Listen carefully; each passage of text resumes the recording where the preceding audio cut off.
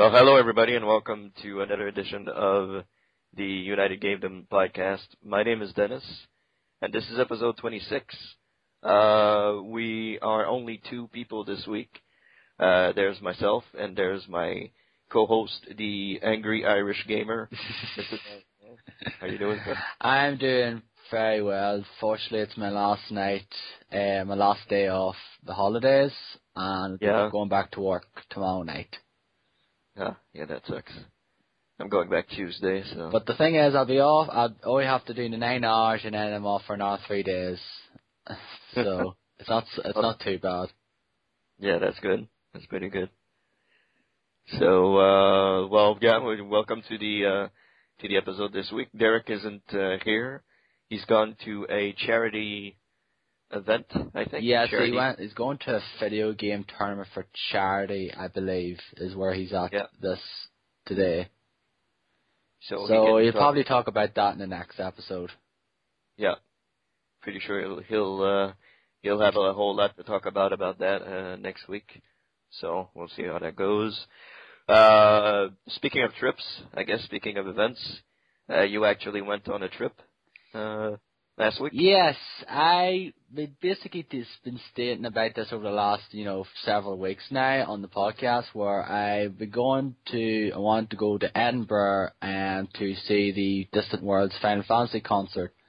And that came into fruition last Sunday night, where I went to Edinburgh during the afternoon, and then I went to see the concert on Sunday evening. And let's just say it was well worth the trip, because I absolutely thought it was fantastic. It was just absolutely brilliant now. And for those people some people out there have probably experienced the Distant Worlds Final Fantasy concert already, because the fact of the matter is it's been going for a number of years now, and it's travelled worldwide, and that's the first time it's actually ever came to Edinburgh. It's gone to London a few times though, but this is sort of the first time outside of London it's come, I think, anywhere else in the UK. And I was just glad it came here, because some people that know me, I went to university in Edinburgh back in 2005, 2006, and therefore I know that city well, and therefore I decided to go get that one rather than the London one, because I would have been completely lost if I was in the London one. So I'd just be saying, where the fuck, walking here, fucking 5 hours, okay, I'm nowhere to be going. Great thing is, I booked a hotel, in the city centre, and the best thing was, the fact is that the place where the concert was being held, the Playhouse, was right across the road. That's good. So I couldn't get any better than that. It was just across the road from the hotel, and that was great. This World's Final Fantasy concert is pretty much what it says. It's basically an orchestra, and folk orchestra, and choir as well, doing themes from the Final Fantasy games, the main Final Fantasy series. So you hear the usual ones One Winged Angel from Final Fantasy VII, Liberi Fatali from Final Fantasy VIII, Sanarkand from Final Fantasy X, and a bunch of those ones I got to listen to. And I was right at the front of I was pretty much at the stage. I had to look up because I was on the stage, and I had to look up a bit. It wasn't probably the best view, because I only could get to basically see the front. I seen the violinists, people playing the violin and the cellos and that there. Couldn't see the stuff from behind now, so I didn't, unfortunately. But I really did enjoy myself though. A bunch of people there, bunch of fans of the Final Fantasy music and myself. I got the 2 CDs that have been put out on the DVD as well, and I got the program. And they weren't cheap. Let's just say I spent £57 overall on those 4 items alone. Damn. And the CDs were £15 each, the DVD was £20, and the program was £7. Okay. So, but I really enjoyed myself. I got I took a few photos and basically pretty much took clips of pretty much all the songs Problem is, they're done in .mov, and I have to find free video editing software online to edit it and put it up on my YouTube channel for people to watch if they're interested. Did you check on Steam if there was something? No, I haven't though. But I looked the other day though, but I haven't really, just gone through like extensively now. Mhm. So because I have like Windows Movie Maker, that doesn't, that course doesn't open up .mov files, and I have this other one which I thought was done that was worked, but nope, it's not the case as well, unfortunately. So no videos for the time being until I get it sorted out. Mhm. And basically, after that there, I went home, like basically the next day just went around Edinburgh, took a bunch of photos there, which I'll probably put up on my Facebook sometime next week for people to see if they're interested. Very beautiful city. Yeah. It's a very beautiful city. Really lovely architecture of like very old buildings, like churches, and it's really lovely city though. Like I recommend people to check it. Like I spent like nearly a year there. Mhm. And back in university, and really enjoyed it, and definitely would go back again. I'm going to go again next year for my birthday, so I am. So that's Okay. pretty much all. Like I can bore you to death for more though, but that's pretty much all I want to talk about. Like I really enjoyed the trip. Just this World's Final Fantasy concert's awesome though, and I just love the music. It's awesome. So Did you go by yourself or? Did yeah, you I go with pretty someone? much went by myself though. No one else Okay. was interested in it. Okay. Okay.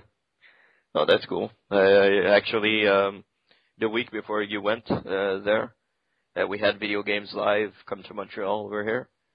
I actually completely forgot about it.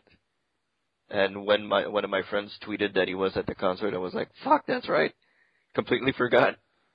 So, completely forgot to go see Video Games Live. I think they come every year here in Montreal, so I'll try to catch them next week. I have to look actually to see if it comes sometime over here sometime. I assume it probably just comes like to London and like some other places maybe in the UK, or just London, because that's pretty much where everything goes. Yeah, well, London is the biggest city, I guess. Yeah. So. Like the Zelda Symphony came last year for a show in London. I don't know if it came like this year again, but I know it came last year, and a few people I know online went to it. Okay. So that'll be the next one I'd love to go see now. I don't know if it'll come back again next year. If it does, I'll just have to, take the dive and go to London. Yeah. Maybe hook up with some people over there that you know, and they can show you around. So they'll probably know London better than I do, because I've never set foot in London. Yeah. Oh, that's cool. At least you enjoyed your trip, your little trip. 2 day, 3 day? Was it 3 days? Basically 2 days, 2 nights I spent there. So came in the Sunday and then went back in the Tuesday. Okay. Oh, that's cool. I didn't do much during my vacation. I just played games and that's pretty much all I did after I came back. I pretty much just been a lazy ass and just basically played games for the most part.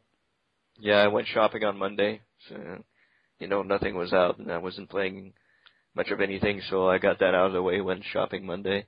Had some clothes to buy and stuff, so. And went to see Wreck-It Ralph, which I'll talk about a little later on. Went last Saturday to go see that, but that's pretty much it.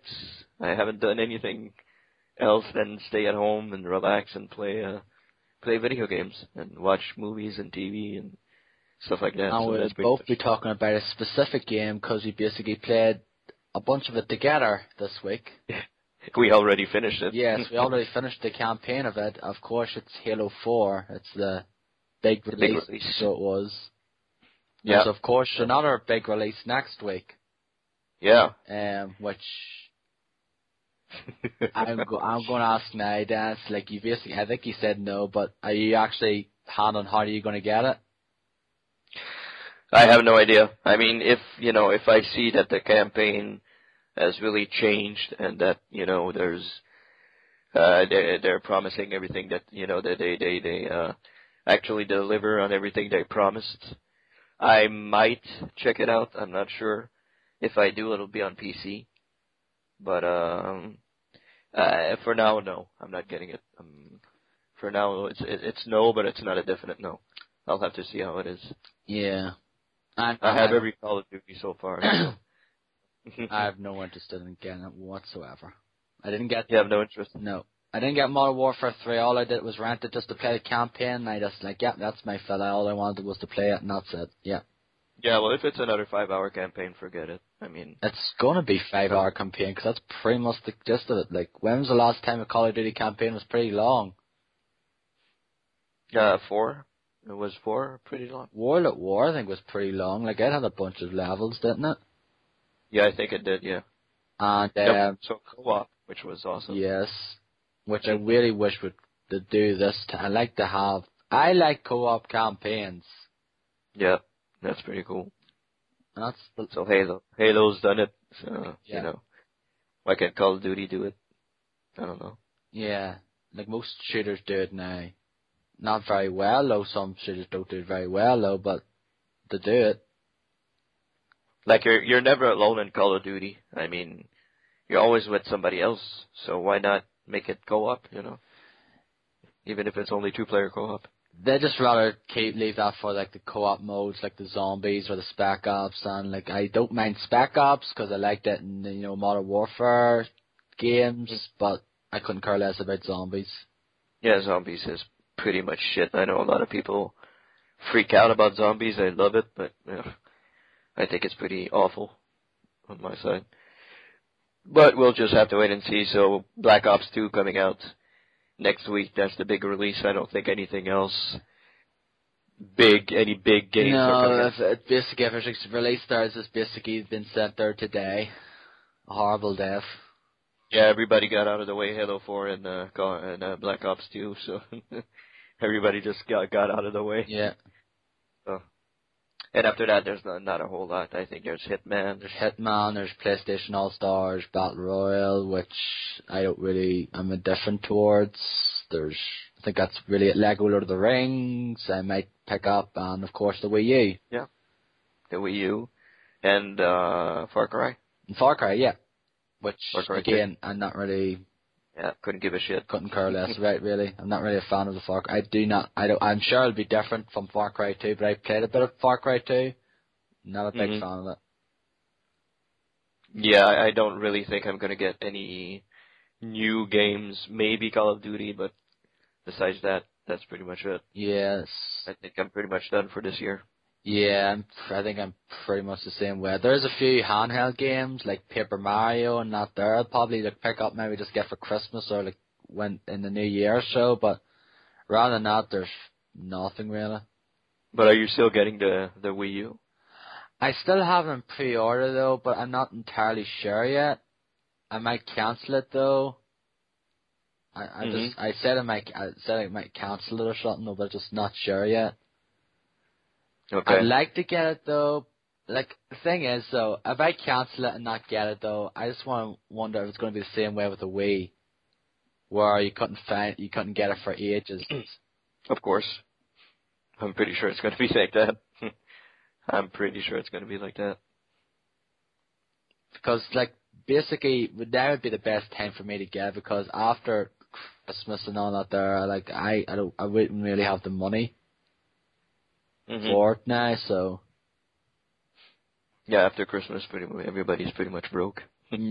So exactly. Yeah. Well, I'm not getting the Wii U, so I'm not on that train for now. So who knows? Might change, but who knows? We'll see down the line. So I guess anything else to add, or? No, I think we should finally get in the news. I think we've gone for 15 minutes already before we actually started the podcast proper. Yeah, so some news. I guess we should save the big news for the end, I guess, and go straight ahead with Silicon Knights ordered to destroy unsold Unreal Engine games, X-Men Destiny, and 2 Human. Yes, What's that all about? this came out this week though. Like, basically Silicon Knights has pretty much been in the shit for some time now. They lost the lawsuit against Epic Games, and they lost like the counter lawsuit as well. And now they've basically been ordered to basically destroy all the unsold materials using Unreal Engine 3. So basically, all copies that have not been, of Two Human and X-Men Destiny that haven't been sold have to be destroyed. And therefore, if you haven't got those games already and plan to in the future, better get them now, because they might go up in price and become rare. Luckily, I have both of them, if you can call them lucky. Yeah. I already basically gave my thoughts on X-Men Destiny a few weeks ago. I think it's a very mediocre game. I thought Two Human was good but flawed. I'm not entirely sure. Did you ever play Two Human, Dennis? No, I heard there was a lot of talk about it. I think that's pretty much around the time Giant Bomb launched, and they did that video there. Yes, it came out in August 2008, so it was not long after. It was pretty much a month after Giant Bomb officially launched, and it didn't get the best reviews. It got pretty much average reviews, and this game was one of those games that's pretty much been in development for ages before that. And it didn't get the best reviews, but I actually thought it was a pretty decent game for what it was. So, okay. But it says it's been ordered by a North Carolina district judge to destroy all unsold materials featuring any aspect of Unreal Engine 3. This includes all X-Men, Destiny, and Two Human, and also unfinished projects supposedly in development at one time or another. So basically, games that were cancelled, like they were in development or were currently in development, have to be destroyed. Therefore, they're in the shit state. They're shit in the shit. That's not good news for Dennis Dyack. Nope. Damn. Okay. So wasn't there supposed to be, or is there a Two Human 2? Nope. It was planned to be a trilogy, but unfortunately, that's been 4 years ago, and there's still no word for a proper sequel. There probably won't be a proper sequel. I wouldn't be surprised if Silicon Knights closes its doors this time this year. Yeah. I'm pretty sure that'll happen. Did they have any hits? Really good Internal games? Darkness for the GameCube, a lot of people really like, but I've never played it for myself. But I know a lot of people really like that game. Okay. Because it's a weird fucking kind of, I don't know if it's sort of survival horror-esque though, but there's some weird fucking things happening though. It kind of, freaks you out though, because you can be playing a game and all of a sudden the game goes down and all of a sudden you're muted. Okay. And the sound gets muted or something, and sometimes the game freezes or switches off or something. You think that it's something wrong with your system, but it's just basically the game freaking you out though with its little wee tricks. Yeah, I'm looking at their game list here, and Metal Gear Solid: The Twin Snakes, which is basically it's the GameCube version. It's a remake of Metal Gear Solid, which I remember playing some of, but I don't know why I just prefer the original on the PlayStation. Yeah. So yeah, X-Men Destiny you played and you pretty much hated. I won't say I hate it though, but it's not a very good game. I won't recommend it unless you get it for very cheap, which might not be the case now. Yeah, now you might not get it at all. So there you go. Yeah. I guess moving on to another piece of news. Star Wars: The Old Republic becoming free to play on November 15th, next week. Wow. Yeah, so that's not even a year after its launch. Yeah, so it was basically announced a few months ago. I think it was around E3 time or so. That's basically said, yeah, we're coming free to play. Soon enough, it didn't basically give you an exact date, but now we've got an exact date, and it's November 15th, which is next Thursday. Yeah. So that would be the perfect time for you, Dennis, to try it and see if it tickled your fancy. Yeah, I think now that pretty much all games have been cleared, I think I'm going to jump into that, try it out for good, see how how it plays, how it goes. I kind of played a little bit of the not the demo, but how do they call it? Beta. The beta, yeah. When they released it, I actually got invited a couple of times to play it. I didn't really enjoy it. Didn't really like it. I don't know. There was like too many fetch quests and go get this and kill 10 of these. Like that's not my kind of fun. That's not how I have fun in games. But we'll just have to wait and see. Apparently the stories are pretty good, depending on the class that you select. So I'm definitely gonna give it a shot next weekend. See how it goes. Yeah, I might try it out now again. Like, I actually bought the damn game and just played like a bit of it for like the 30 days, and that was it. But like, I pretty much buy most fucking MMOs in existence and play for like a couple of hours and just never bother my ass playing again. Yeah, what's up with that? Yeah, I have a problem. Didn't you buy Guild Wars 2? Yes, I bought Guild Wars 2, played it for like an hour and never touched it again. But luckily that's free anyway, so I don't need to worry about subscription fees. So I could just go back to it any time, download updates and don't worry about subscription fees. So that's the plus for it. Which should be pretty good because, I mean, GameSpot did give it an 8 and Metacritic has it at 85. So I'm guessing it's not a horrible game. What, Star Wars? So yeah, the Old Republic, yeah. Yeah, I think it did pretty good. Like in the critics, I think some people enjoyed it though. It just didn't set the world on fire pretty much because it's just kind of got. I think it got like 1 million or so subscribers when it came out though, and then pretty much is taking steadily losing subscribers ever since. Mm-hmm. But I'm sure a bunch of people will come back in now since it's becoming free to play. Like I know Derek said he'd like to go back to it. When it comes free to play, I'm sure he'd like to try it out with you when time comes. Yeah, I'm gonna jump into it and see how it is. It came out December 20th, 2011, so not even a year after. It's free to play. Yeah. So I'm pretty sure it's kind of weird. I don't think MMOs can survive on a paid MMOs can survive now. No, not really though. It's basically you're best in trying to free to play though. Yeah. Because not a lot of people want to fucking pay monthly to keep playing a game. Like most people, like the biggest sort of audience it would be at the start of it for most MMOs would just buy the game and play it for the 30 days free you get, and then if they're interested enough to continue on, they'll pay the subscription fee. But most people are just like, I got my fill. I've seen everything this game has to offer in the first 30 days. I'm not bother renewing, and then that just be the case. I mean, usually you don't play a game past 30 days, unless it's something really big. I mean, like something that has a lot to offer, I guess. But in 30 days, if you play 5 hours per night, that's a lot of hours right there. So, I don't know.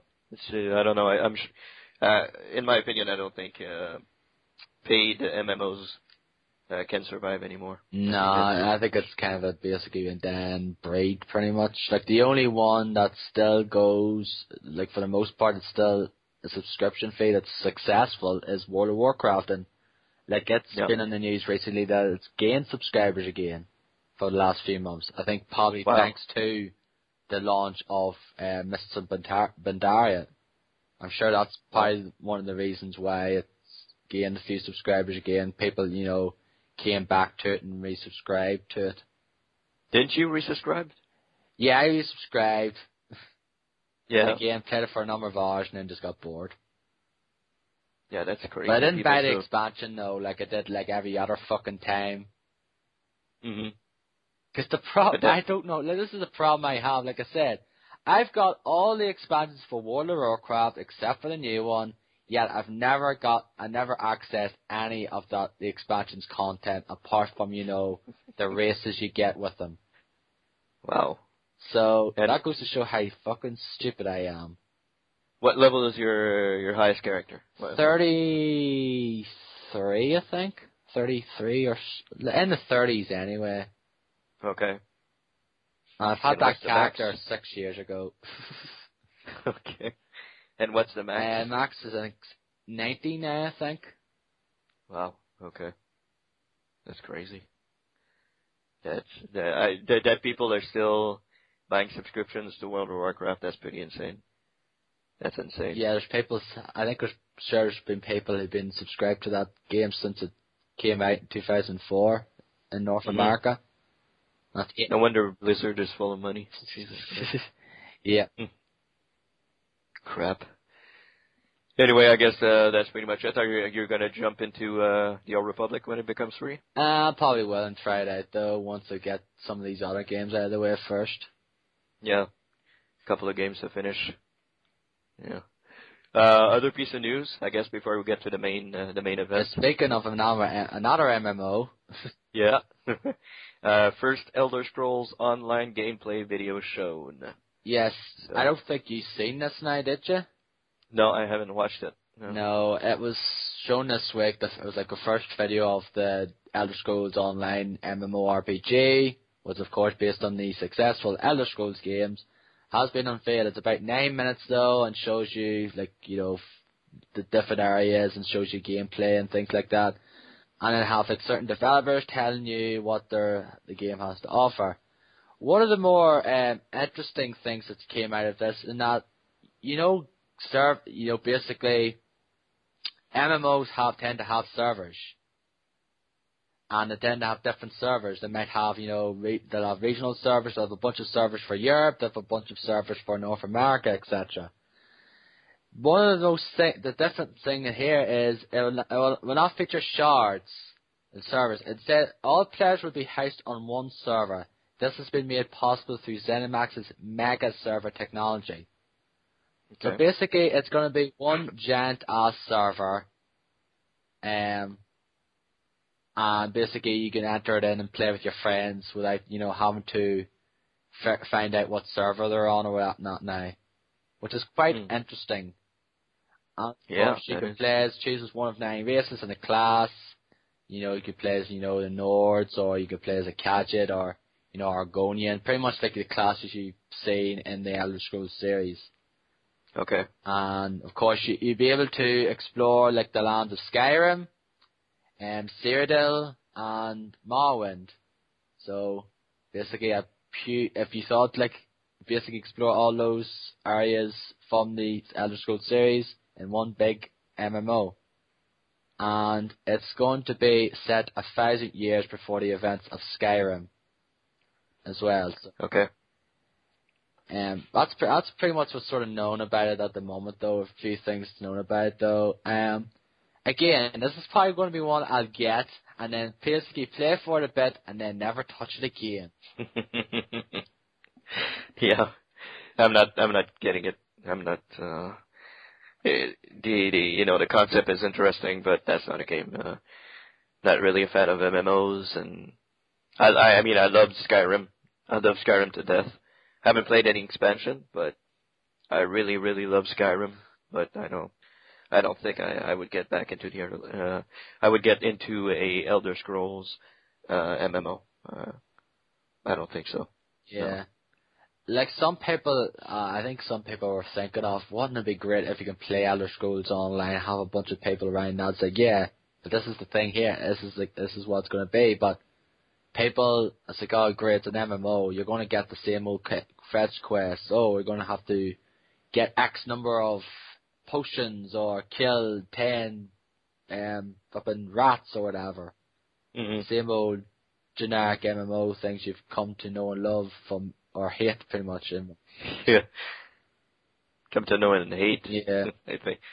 I've played a few MMOs though, and the first I've ever gotten was of course World of Warcraft, and that's you pretty much that game's just full of go to this area, talk to this person, get X number of items, kill X number of monsters, rinse and repeat. Mhm. Ad nauseum. Yep, exactly. So, you're probably gonna get it. Yeah, I'll probably get it anyway. I'll just say, I'm not gonna get it. I'll probably end up getting it anyway. Like a fucking do. Yep. So we'll just But have to wait and see. that's some, like, whatever comes out next year, it's like, okay, what have you been playing this week, Darren? Oh, I've been playing Elder Scrolls Online. I played it for 2 hours and haven't touched it since. Like, A month afterwards, have you been playing some Elder Scrolls? Nope. Nope. I'm done. Yeah. Well, I'm not gonna jump into that bandwagon. We'll see how it goes with the Old Republic, but I'm not gonna jump into the Elder Scrolls Online. When is that coming out? Is there a date? Sometime next year, anyway. It hasn't gotten an official release. It's just basically 2013. Okay.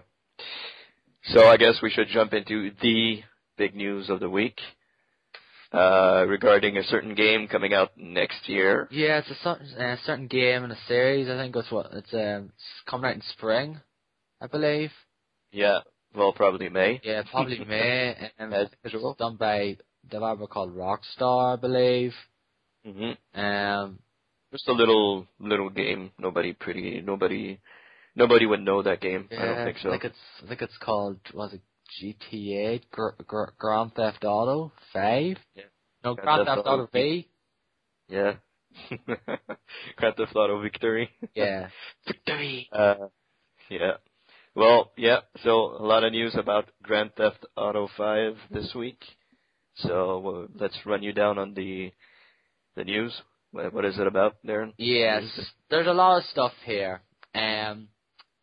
One of the main things about it is it's going to feature 3 main protagonists: Michael, Trevor, and Franklin. So, this time you're not going to play as a single character like in the previous, GTA series where you just play as like one character like Nico Bellic or, Tommy Vercetti or, CJ from Grand Theft Auto San Andreas, which basically going to say it now, of course, I said it before, to me it's still the definitive GTA game.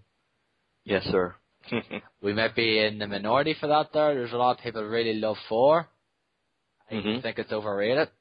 A lot of people think Vice City is better, which I wouldn't mind either because I really liked Vice City as well.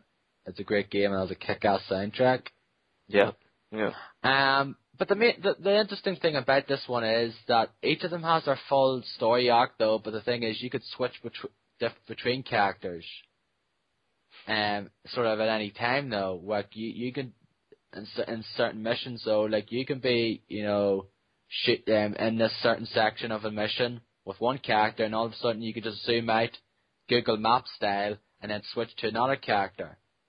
So it's very interesting that their way. It's sort of in the vein of the 3-leaf clover mission in GTA 4, which I believe is the one with the bank heist, isn't it, Dennis?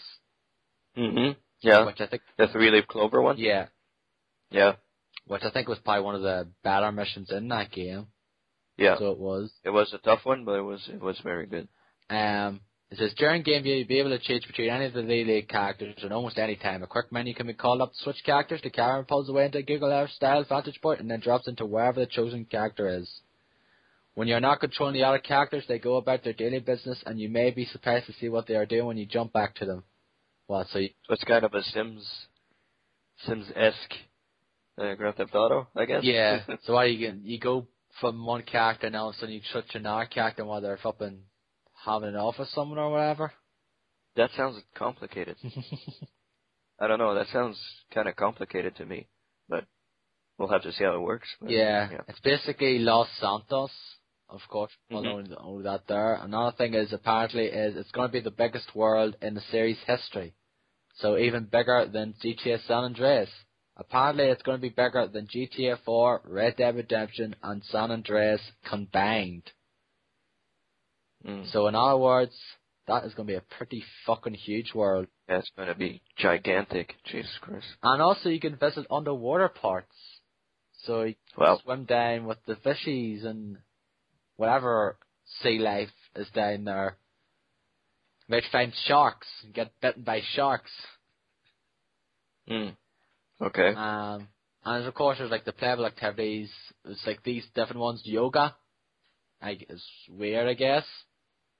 Jumping, which we've seen before. Triathlons, tennis, golf, scuba diving. Okay. You're going to have your vehicles, you're going to have your BMX bikes, mountain bikes, road bikes, dirt bikes, trucks, helicopters, planes, ATVs, and jet skis. All confirmed. And basically a bunch of other, missions will intertwine between the 3 characters and things like that. So... Yoga, okay. Activities like yoga? Yeah, yoga, like I mentioned, yoga. That's a weird one. Okay, yoga, yeah. Base jumping, done that in San Andreas, GTA 4, the Ballad of Gay Tony. Yeah. I believe featured that, which I've actually never finished that DLC. That's pretty much the best part of Grand Theft Auto 4 is the Ballad of Gay Tony. That's an awesome DLC. It's really awesome. Finished Lost and Damned. I never finished Ballad of Gay Tony though.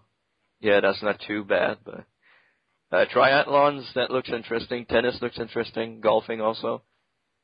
18-hole golf course, that's pretty awesome. Scuba diving, sounds pretty good. Yoga kind of puts me off. I don't know. It is weird. I hope it's not like bowling or the other stupid stuff you did in GTA 4. Yeah. I don't know. Look, yeah. All the activities though in San Andreas, so I don't really remember any big activities in it now. San Andreas, did it have activity section? I don't think they had activities. I don't really think they did though. Well, I think it's basketball. I think you can play basketball. Yeah, but it's not a full-blown activity. Yeah. Like you could grab a bike and jump off a cliff, but that's not an activity. You know what I mean? Yeah. But parachute all the way down, or grab a plane, go as high as you can, and jump down. That's not really an activity, like a structured activity, I guess. No. I don't think they had any structured activities. No, so it's just GTA 4 pretty much had them. We had the darts. I think it was, and then bowling, which they weren't really that great. They're just boring, really. Mhm. And Ammunition's going to be back. Yes, that's cool. That's good as well. Ammunition, that was missing from 4. All I want to know is now. This is the thing. This is all I want to know as well. Is Laszlo going to be in this game? Laszlo, yeah. I don't know. There's no talk about it. I want to know. I just want to know, Rockstar, when you get the chance, just basically say, is Laszlo going to be in this game? Mhm. And basically make it more like in line with the chat, like the stuff from GTA 3. Yeah. GTA 3's chatterbox is still my all-time favorite Grand Theft Auto radio station. Yeah. The game, GTA 5 looks awesome. Like, there's one picture here of the city. Looks damn awesome. Yeah, the screenshots look very, very nice, though, and I'm sure it's going to be, like, GTA 4, I think, was a great-looking game. Oh, yeah, it was fantastic.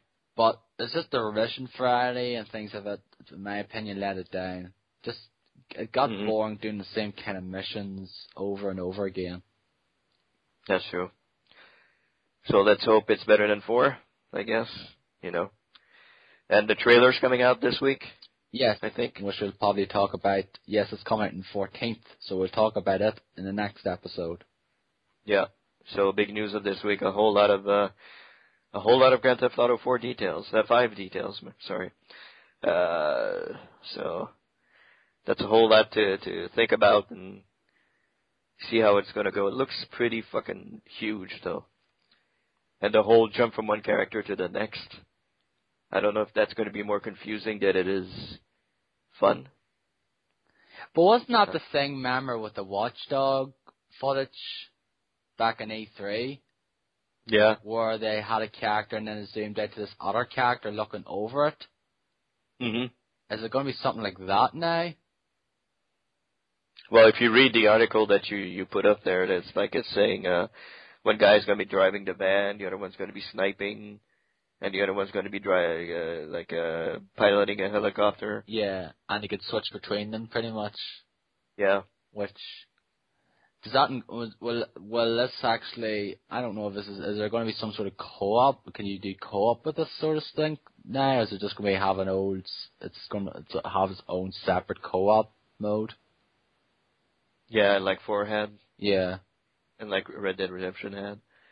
I don't know, but I personally would like to have co-op in the Grand Theft Auto game though, like a proper co-op story kinda. Yeah. Because Saints Row can do it. Yeah.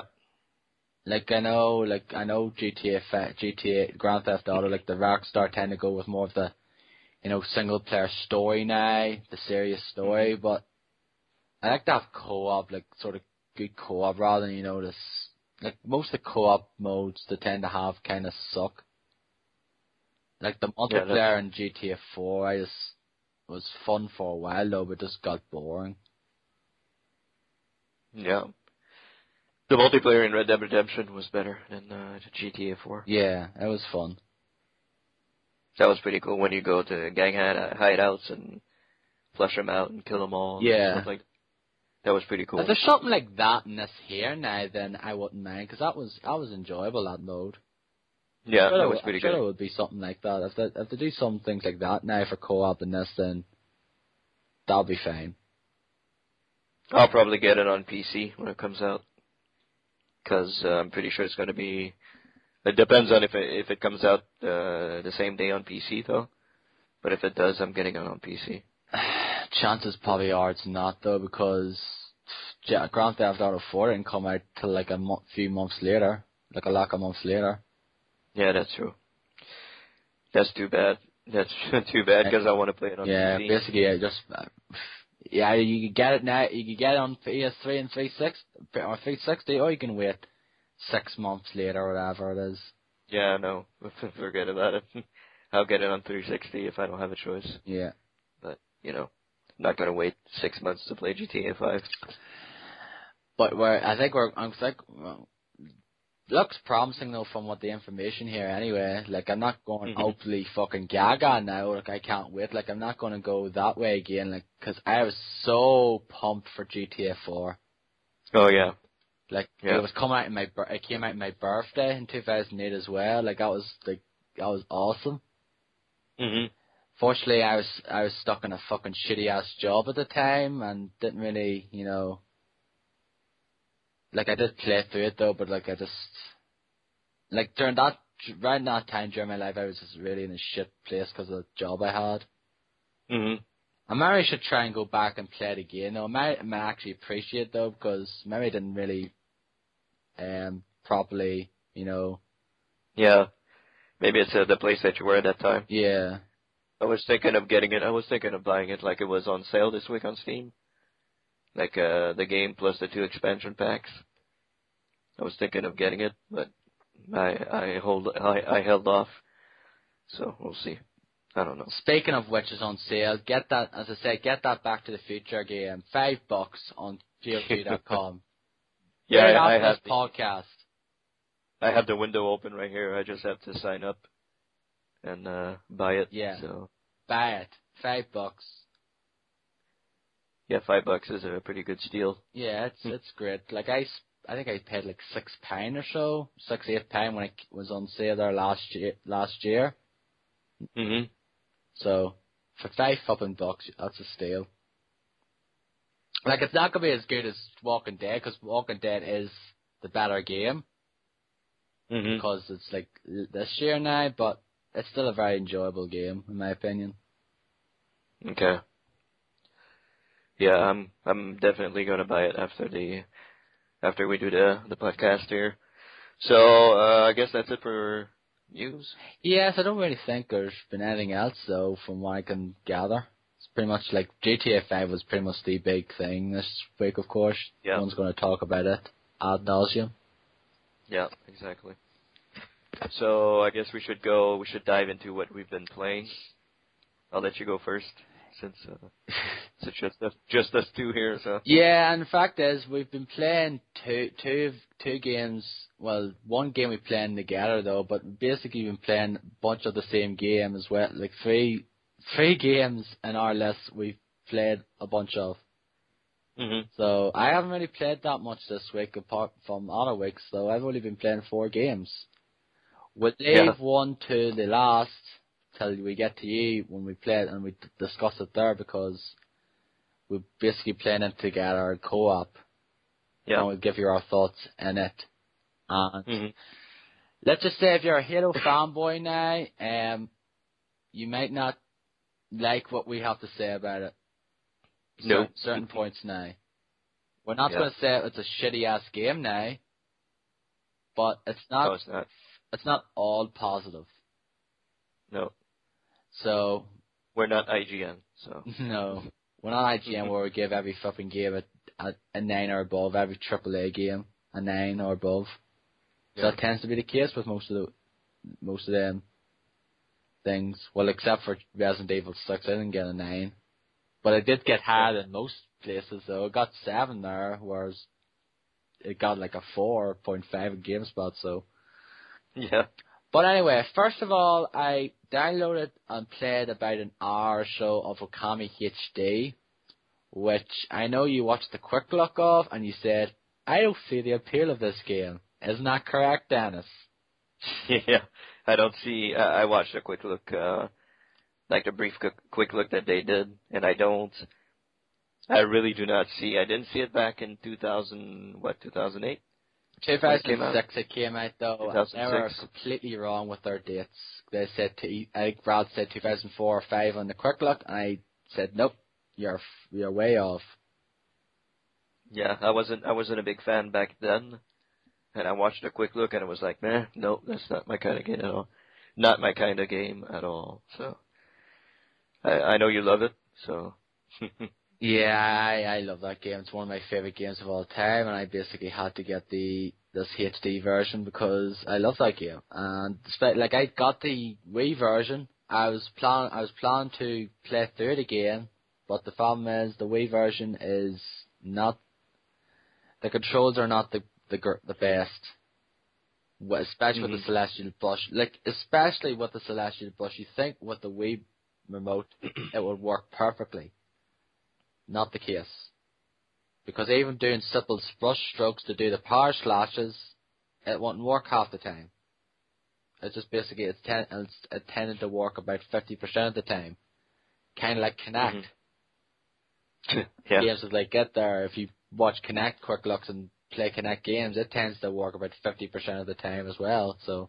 But yeah, I played a bit of it. I played like an hour or so of it, but the game looks gorgeous, so like, it's a 6-year-old game at this point, though, and the HD the version of it just looks absolutely gorgeous. So just looks even better than ever, though. It's pretty much the definitive version of the game, and you can get it now on PSN for £16 if you're in the UK, and I think I'll assume that's probably €20, I guess, in Europe. I don't know. And it's like $20 in the US, like North America. So. Get it then. I just love that game though. But I'm sure most people that really like the game have played through it already anyway. It's a long game. It's about 40 hours, give or take. Maybe less if you don't do any of the side stuff. Okay. I played about an hour or two of Forza Horizon, and yep. What you said about it and what Stephanie said about it there, and like other people said, yeah, it's a very good game. I very much really enjoyed the game. So I did. I just started. Got the green wristband. So I'm doing those races at the moment, and yeah, it's a very good looking game as well. Very gorgeous. Look, it's like Colorado, isn't it? Based in Colorado. Yeah. And basically, like, I really get the Dirt. Like I said it before, like if you play Dirt, like especially Dirt 2, all like the graphics in it though, the signs, like every time you go to like a race and like the banner things and all that there come up, it is very reminiscent of Dirt 2. It's very similar look to it. So, I think. How many assists have you turned on? Just to check with you. Oh, I've got the driving line off. I've got 65% race, the bonus now. I've got the driving line on. I've got I think that's it really. I've got like the ABS and like the traction stuff still on, so I do. And I've got automatic gear though. I really forget though, but it's like 65% race bonus. Okay. So every time I win a race and the credits there, like say 5,000 credits, I get another 65% of that. Are you playing on medium? Yeah, I'm playing on medium. Okay, you're gonna have trouble a little further down the line because it gets really, really tough. Well, I'm not really having a huge problem with it at the moment though. I tend to win races. Like I think it was a race that actually, maybe one race or something I had to do a few times though, but I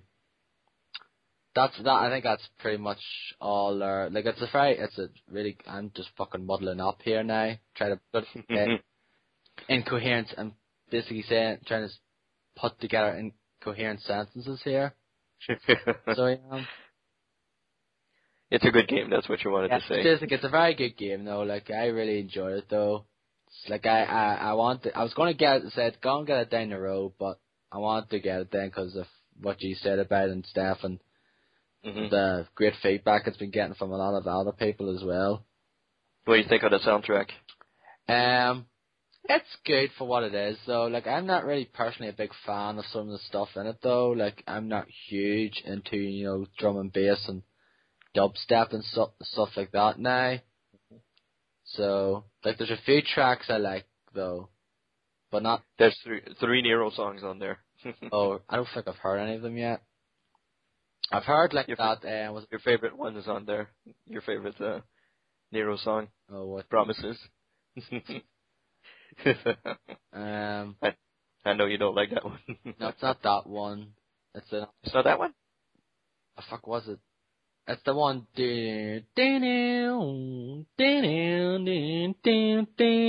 Yeah, that's Promises. That's not Promises. Yeah, it is. It's not. I think it's called something else. You sure? Yeah. Because I have the album. I'm pretty sure that's Promises. But anyway, there's three Nero tracks on there. Yeah. What's your favorite radio station? Is it The Rock? Is it the I just tend to flick through them actually though. Yeah. Although one of the things I don't like is like certain times I do races so and like the same fucking track comes up again just after you've finished hearing it. Yeah, it's a pre-selected track. Like Arctic Monkeys. Like I finished listening to it once and then I did a race and then it came up again. It's like, okay, I just finished listening to this. Yeah. New Orders in there, Blue Mondays in there. Yeah. Which is pretty awesome. There's some good tracks now. Yeah. Like it's a very good track. Yeah, there's one called Language, Porter Robinson. I quite like that track now. And I think it has Icarus, Madian. I like that track as well. There's a Benny Benassi, Skrillex remix in there. Right. That's a pretty good one. Like, I wouldn't say all of the tracks now I would say I'm a huge fan of, but there is a few I like. So I do. Soundtrack is surprisingly good, honestly. Yeah, but it's a very good game. I'll definitely be playing more of it though over the next, month or so. I know you finished it though, and I'll let you get to it when you get to what you've been playing. Actually, I forgot to put 2 games down here. Okay. Because before I left Edinburgh on Tuesday, I actually went to HMV in Edinburgh, and it's basically has 3 floors kinda, or 2. Like the middle floor you enter in, it's like the music stuff and all that there, and like DVD like sales and that there. Upstairs is all the DVD stuff, and then downstairs is all the game stuff. And there's this gamer base down here. It's completely different to what I remember it being, though, when I last saw it there 6 years ago. It wasn't like that. It didn't have that gamer base. And I'm sure there's these things existed around your parts or like in America anyway. It's like those things where you go to like a store or some sort of thing and you basically pay X number of, dollars or pounds or whatever to play a game, play stuff for a set number of hours. Yeah. It's basically that now where I paid £5 for 3 hours. And this was before 12 o'clock now, so it was like a happy hour deal thing. Okay. And this was great because the fact is, I had to get out of my hotel by 11 o'clock. And that was the checkout time. I checked out about after 10 or so. But my flight was not until 4:30. Wow. So Okay. I had to wait a while. But luckily, I went there after 11 and spent 3 hours there. And during that process, I played 2 games. I played 2 EA games. I played one game that you and Derek talked about last week. Need for Speed Most Wanted. Yeah. Played about an hour or so of it. And I basically played enough of it to know that I'm not getting that game anytime soon. Yeah. I think it was decent enough though, but no, I'm not really a big fan of it. Yeah. The single player is is alright, it's decent enough though. Multiplayer I played like maybe 5-10 minutes off and realised, nope, I don't like this because there's people go in there and screw you over big time. It's like, yep, that's not fun. Yeah. But yeah, it's alright though. It's not great. It's decent enough though. I could see myself getting it for maybe cheap, £15 or something down the line though, but wouldn't see myself paying full price for it. But on the other game I certainly wouldn't pay full price for is Medal of Honor Warfighter. Okay. I played it for about an hour, maybe nearly an hour and a half or so, and I pretty much got like nearly halfway through the campaign already. Damn. Okay. Because I checked the mission thing before I logged off. I think it was like 6. I had already like 6 or so already unlocked stuff, and another 6 to go. I was like, geez. An hour. Yeah, about an hour and a half or so. Wow. Crap. People who pay $70 for that game are getting ripped off. Jesus Christ. I heard it. It was quite short. I think it's even shorter than most other campaigns. And that's surprising considering the fact that most shooter campaigns like that tend to be quite short nowadays. Yeah, if you get stuck, I mean, maybe 2 hours? Not 2 hours, but maybe 4 hours? I didn't really get stuck though. Yeah, well, I mean, if you get stuck, if you're playing and you get stuck, yeah, it would last you maybe 4 hours? Yeah, pops. Yeah, lasts an hour bit though. Just depends on how well you like. For the most part, just pretty much went through them all right with no big huge problems now. Like I died a few times now, but it wasn't like I'm stuck at this place for 30 minutes now. Like some first person shooters. Yeah, but it's campaign. It's kind of generic. Very pretty generic. The chase mission was pretty good, but it went far too long. The one in the car there? Yeah. Yeah, that looked pretty good. It was good, but it went far too long. It seemed to go on forever. The thing is, I fucked up at the end though. Like I pretty much went through the entire thing, and then at the end where you have to ram into him, kept fucking that up. Kept trying, almost had him though, but fucking missing. Then there's a where he basically escapes, so and you basically have to restart that last part again because you can't get in. Because he goes through this thing, and then the thing comes down then, and you're blocked off. Okay. I had to do that I think 3 or 4 times. So. But yeah, definitely wouldn't recommend getting that game. Just get it when it's probably $5 or something. Rent it and play the campaign, and then if you're into your multiplayer shooters, play it then. Wait for Call of Duty. Do not get. I actually feel sorry for people who probably paid £40 or $60-70 or whatever it is for that. Yeah. And that game, I think that game's done very bad in the sales department as well. I think that game. I think so, yeah. Did you get that new Linkin Park song? Yay! When was the last time Linkin Park were relevant? I don't know. I have to tell you, just a quick anecdote.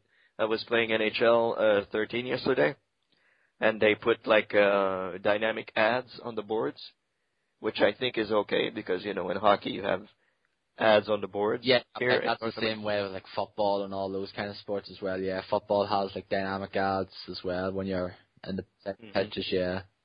Exactly. So there was a dynamic ad for Linkin Park. I think their new album or something like that. I was like, what the fuck? Do you really think that people who play NHL or have any interest in Linkin Park? Honestly, Jesus Christ, I don't know that. People low, but I mean, I used to like Linkin Park, as did I.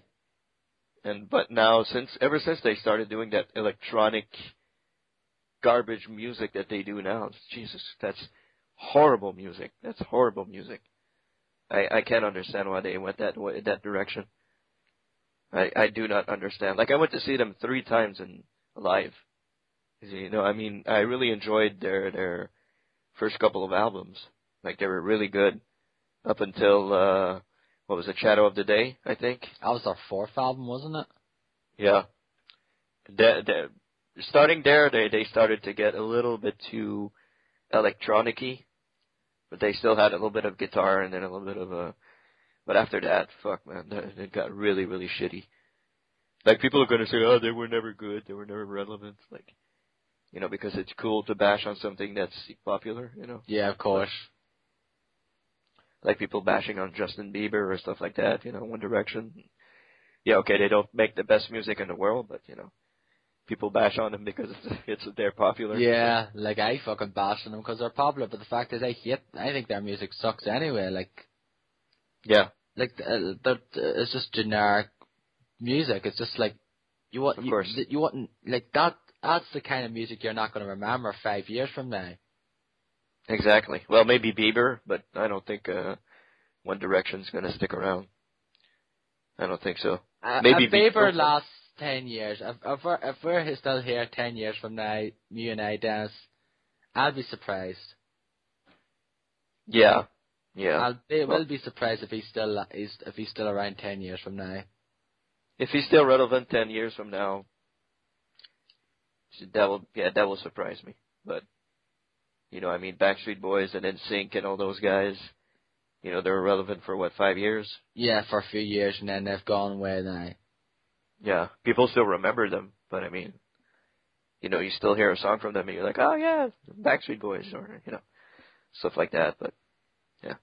Even Justin Timberlake, he's pretty much gone into acting now. Yeah, that's pretty much it. He's pretty much finished with music now. He's just gone into acting. Like, he was in Social Network, he was in that one with Mila Kunis, like Friends with Benefits, that In Time one. Yeah. And a bunch of other stuff as well. Yeah.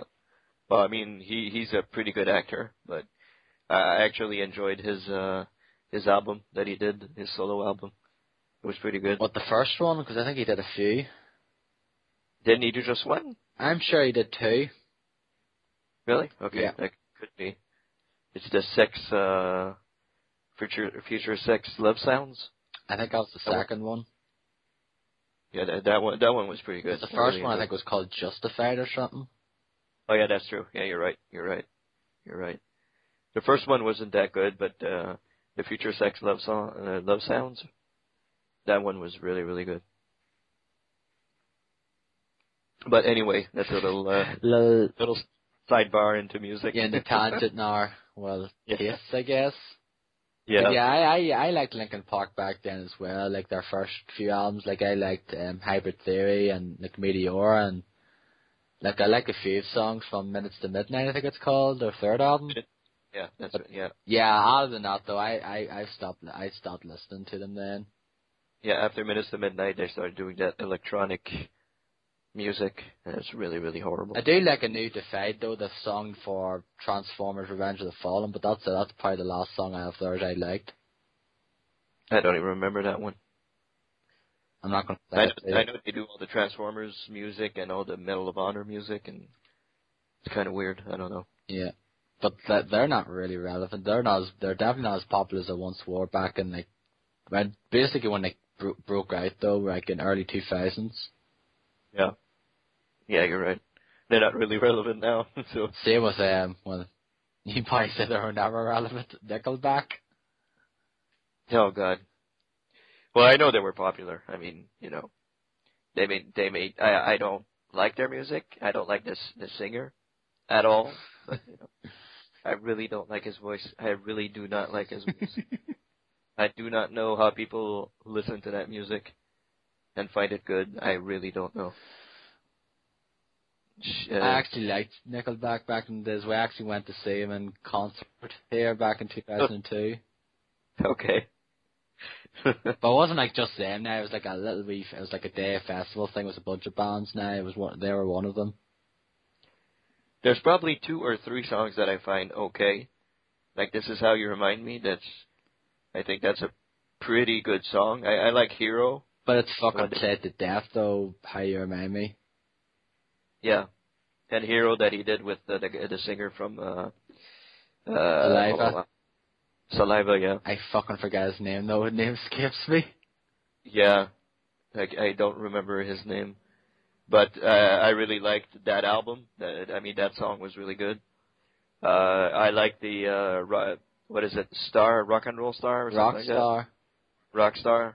That one's pretty good. I really like the video. I really like the video for that. Yeah, the video's pretty amazing. And I like the one that was on Raw. Like I kinda enjoyed the one that they used for Raw for a little while there. I forget what it's called though. Burn It to the Ground. I think that's what it was, yeah. Yeah. Like I didn't have a problem with that one. But the rest of the music is like, ugh. What's the Raw song nowadays anyway? Because they go through so fucking many different changes now. I think there's 2 there because it's now it's 3 hours. I think for the first hour and a half it's one song, and then for the other hour and a half it's another song. Really? Yeah, I think they have 2 songs now or something like that. That's stupid. And both of them are pretty crappy. So yeah, probably like from bands I never bloody heard of or something. Yeah. Well, I know the last pay-per-view was Fozzy, Sandpaper. That was for the last pay-per-view, what was it? What was the last pay-per-view? Hell in a Cell. Hell in a Cell, yeah. It was Fozzy, Sandpaper. And with, I forget his name, from Avenged Sevenfold. Yeah. He sings with them, right? Yeah, he sings with them in that song, yeah. I don't think it's, I have that album though, but I've heard that song though, but it's not a big part now, but he features in it anyway. Mhm. And they're doing pretty well, I think. Fozzy right now with the album. I think they're doing pretty well. They're not a number 1 band, but they're doing. I like Fozzy though. I know people don't like them though, but I liked Fozzy. I always liked them from when I first heard them. Yeah, they're pretty. They're okay. They're okay. Like I've got all their albums. Well, actually, no, I don't have all their albums. I haven't got their 4th album. I think Jericho's not coming back now. I think he's done with WWE. But we'll see. Never say never. Yeah. So I guess coming back to speaking of wrestling, no. video games. The last game before the big one is WWE 13. Yeah. All I've been playing in this here is the Attitude Era mode. I haven't touched anything else in the game. Mm-hmm. Because that was really the main draw for the game for me anyway, was the Attitude Era mode, and for the most part it's very well done in my opinion. It's very good. It's better than I thought it would be, honestly. Like there's some stuff in there that I never thought that they would bring out, like the Montreal Screwjob and those stuff like that. It's like and you have like old pay-per-views, like One Night Only, and what was it? The In Your House, Bad Blood, I think. Yeah, the fact of the matter is, it's cool as well. It's like they have the actual like stage designs for all that stuff as well, and like the logos not there and showed like, oh cool, like they could just like fucking half-assed it though. But the fact is, they have the actual stages and all that there is pretty cool. I think they worked their butts on that pretty honestly. Like to get all the graphics and everything that they used to have. Yeah, especially with the fact is they had to like basically redo them with the WWE logo as well. That's understandable. I mean, they don't want to get sued. Yeah. So, yeah, the only thing I don't get though, like I know they can't say WWF. I don't get why they can't say World Wrestling Federation. Like, what the heck? Yeah, I know. They always say I know. that before. Like, it just feels really stupid when you hear the World Wrestling Champion. Yeah. Like, really? Like, what's the problem with it now? Like, I know WWE, they can't say WWF because they lost that lawsuit against the World Wildlife Fund back, 10 years ago. But like they always, they can always say the full thing. Like, I have the, DVDs of the stuff, like pay-per-views, they always can say, a new World Wrestling Federation champion and all that there, but nope, you can't say it in this game for some reason. That's kind of weird. Yeah, that's what I was talking to you about, a couple of days ago before you started playing the Attitude Era. I was like, I don't understand why they can't say World Wrestling Federation. Like, even on TV, even on Raw, sometimes they say World Wrestling Federation. And I don't understand why they can't say it in the game. Yeah, it just really feels weird though. It just feels out of place when they just basically cut it out. You hear WW champion, I can understand that. Yeah, I know the whole thing about that now, but just they can't say the full thing. When they do the real audio cuts, I can understand that they cut out that part. But some audio cuts were actually redone. Like, there's some towards the end when you're getting close to WrestleMania 15, when The Rock actually sits down with JR and the King.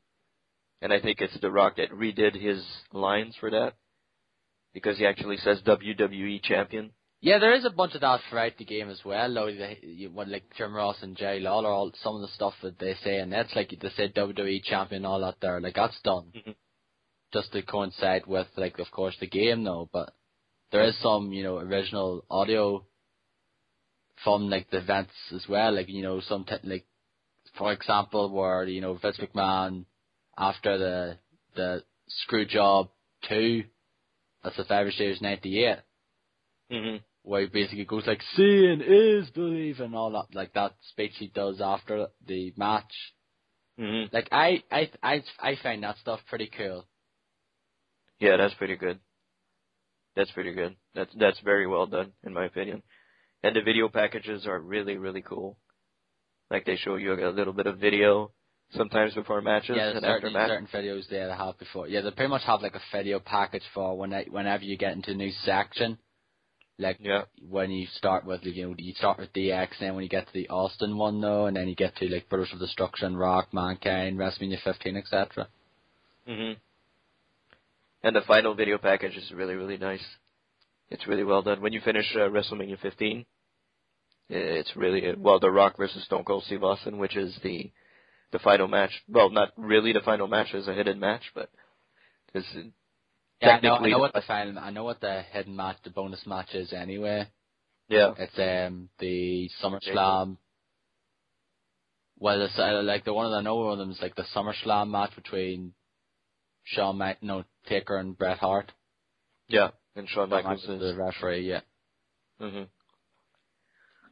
Yeah, so I mean the final video package is really, really well done. It's really nice. It shows you every superstar. Well, not every superstar, because there's some that they can't show. Yeah, it's just as well. I don't know if you noticed it, though, but it's funny as well. You see when it showed you the Survivor Series, the little tournament standing thing there. Yeah. Blocked out a few names. Yeah. See, they censored them out, though. I didn't really notice that. I have to check it out online. Yeah. Basically, go back and watch that part. You see that when they're showing, I think it's the video package, alright, of that there part. Basically, look, I think it's I think it's the second two from the bottom. From the bottom two, basically, they're censored out, and I think one of them is Jeff Jarrett. I think one of them is Jeff Jarrett. Yeah, probably Jeff Jarrett versus some other dude that's in TNA now, probably. So. Yeah, well, all in all, it's a pretty well made game. I gotta say, it's probably the best WWE game since Here Comes the Pain, I would say. Yeah, probably. I don't know yet though. Like I haven't tried any of the other modes, so that's pretty much like that's all I've played of the game. I haven't touched anything else Okay. because I'm really enjoying it though. I just enjoy doing some of the matches, and fact is you have to do certain historical bonus objectives. So not all of it's perfect now. No. Like Oh hell no. the Hell in a Cell match where Kane makes his debut. The fact of the matter is, you continue the match after he comes in and Tombstone's Undertaker is ridiculous. Like, what the fuck's that about? like when he comes in, like Kane comes in, like Shawn Michaels gets out of the ring in that scene. Yeah. Like that doesn't happen. Shawn Michaels was laid fucking out in the ring. Undertaker was about to do the Tombstone. Kane comes in, Tombstone's him, and then Shawn Michaels I think crawls over. Or I think Triple H brings him in, I forget what exactly happened. Something along those lines, and that's it. Okay. I know one you said as well about Mankind with Austin. When Mankind wins the title. Yeah. One. Yeah, that's another one. Mankind and Austin, you told me? Yeah, the one you were saying, like when Mankind wins the title. Yeah, that's true. When Mankind wins the title on Raw, there's supposed to be the corporation surrounding the ring, and DX comes down to help Mankind, like to distract the corporation. Yeah. And you have none of that. You have Vince McMahon and Shane, and I think that's pretty much it. And the person that comes down is Stone Cold, and he attacks Vince McMahon, and that's pretty much it. Yeah, that's completely wrong. Yeah. He comes down, hits Rock with a chair, and then he leaves. That's what happened. Yeah, exactly. So that's kind of botched up. So not everything is accurate now. Yeah, for the most exactly. Part, for the most part, it's pretty good. It's pretty great, but there's a few inaccuracies though. Like from wrestling people who like really know their stuff back from the Attitude Era days that kind of know their stuff that from back then, like myself and Dennis. Yeah, I mean, sometimes you're playing the game and you're like, that's not right. I can understand that there's some stuff that they can't do because some guys are gone and some guys are in other associations and don't want to be associated with WWE or something. Yeah. And especially in the case of China, which I don't think they want to represent. I don't think they'd want to be anyone represent her ever again. Yeah, exactly. For those who don't know, China, what is it, Joni Lauer is her real name, I think? Yeah. She's a porn star now, so the WWE being the PG-rated TV show that they are now, absolutely do not want anything to do with Joni Lauer. So nope. Maybe in the Attitude Era that would have passed a little bit more. Yeah, because especially the fact is that the Playboys, like the Playboys and all that there back in the day as well. Yeah, exactly. Exactly. So I don't think that would pass, but I can understand that. But the fact that they don't have DX surround the ring, and every fucking member of DX is in the game, aside from China. Yeah. It's kind of weird. That's really weird that they don't have them come down the ring, and help Mankind and all that. And the video package right after that, you see them around the ring. Yeah. DX around the ring, so you're like, what the fuck? Yeah, for some person who's just going into this for the first time now, hasn't like grew up watching like WWE in like the 2000s now, like missed the Attitude Era. Yeah, and if you're starting to watch today, I feel sorry for you. Yeah, honestly, it's too bad. Like no offense to people who like watch it though. Some people might enjoy for what it is nowadays though, but you pretty much missed the best era. Yeah, you missed pretty much the best era. Pretty much you missed out on a very good era. I think the most important era and the best one in wrestling history was that era right there. Yeah. Like you had NWO and coming out in WCW, which was very interesting, and you had the whole rise of the Attitude Era in WWE or WWF back then, which had, I mean, every single week you had a great match or more than one great match. And now these days it's like you don't have a good match until maybe you can go like 4 or 5 weeks without having a good match. So it's very rare you get a fucking good match nowadays now in WWE from what I can gather. Like there's no storyline that's interesting now in WWE. There's nothing interesting. Like everything that CM Punk stood for a year ago, he's completely the opposite now. This is pretty much irrelevant now. Yeah, he's pretty much irrelevant now. So it's kind of dumb. He spoke out against WWE, and that was cool. He kind of spoke out about the things that happened behind the curtain and stuff like that. And now he's all like the corporate little champion that he is now. And I don't know. I don't really like what they're doing with CM Punk, honestly. Yeah, isn't it with Paul Heyman's is like manager now, isn't it? Yeah, Paul Heyman's his manager now, so I don't know what's going on with Brock Lesnar, but who knows? I don't know when I think the last thing I'd seen was WrestleMania. Really, that was it. I don't really think I've watched any pay-per-view. I think I might have watched like a few clips here and there from like shows, but I haven't really watched I just keep up with results. Really, just look on like YouTube, like look on the WWE site and see what happened that week. That's it. Yeah. I just don't really care watching it anymore, to tell you the truth. Yeah, you're not missing a whole lot. You're really not missing a whole lot. I mean, there's not a whole lot of stuff that goes on now that's relevant. I mean, The Rock's gonna come back, and it's probably gonna be WrestleMania. The Rock against CM Punk or something like that. But there's nothing really interesting going on right now. So. Oh, why is it 3 hours now? Like, seriously, what's the point of 3 hours? Just to have more fucking breaks? And make the matches even fucking last less than they have been? I don't know. They're kind of. I don't know why they stretch it to 3 hours. I honestly do not know. I mean, 2 hours is enough. Like, most of the matches on there now doesn't even last 5 minutes. Well, some last 2 commercial breaks, so it's pretty much, 15, 20 minutes? Yeah, but like, they're like usually big matches, so that's it, like main event or whatever, that's really it, but like most other matches are like 2 minutes or something. Yeah, it's not very long. Most matches. Yeah, like, fucking ad breaks, some ad breaks are longer than certain majority of matches. Yeah. That's how bad it is. And the divas now are pretty much irrelevant, so they have been for a while now. I think they've been for a few years now. I think the last time was irrelevant was like maybe back in 2006 or so, like Mickey James and some of them ones though, like were there. Mhm. That was it.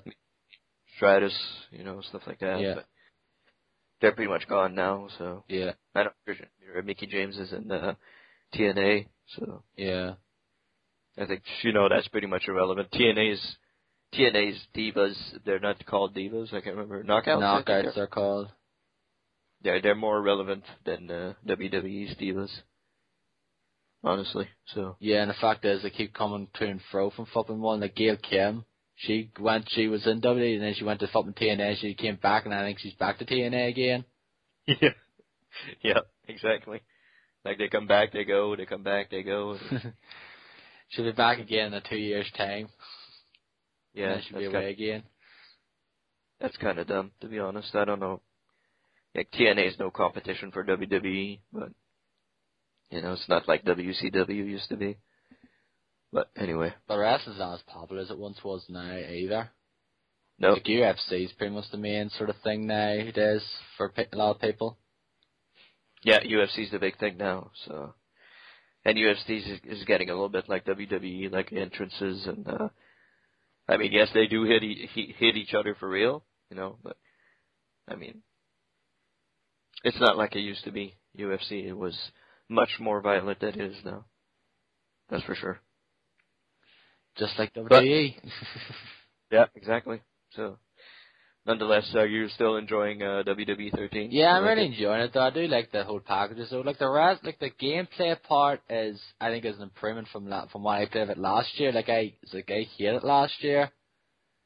Reversal system is it's still reversed too many times though for the difficulty you're on. But the fact is, I can reverse easier than I could have in a good long time in a WWE game. Did you adjust the sliders, or did No, you I leave haven't them? adjusted, no, but I pretty much, most of the time I can reverse it easy enough. Yeah, you have a larger window. Yeah.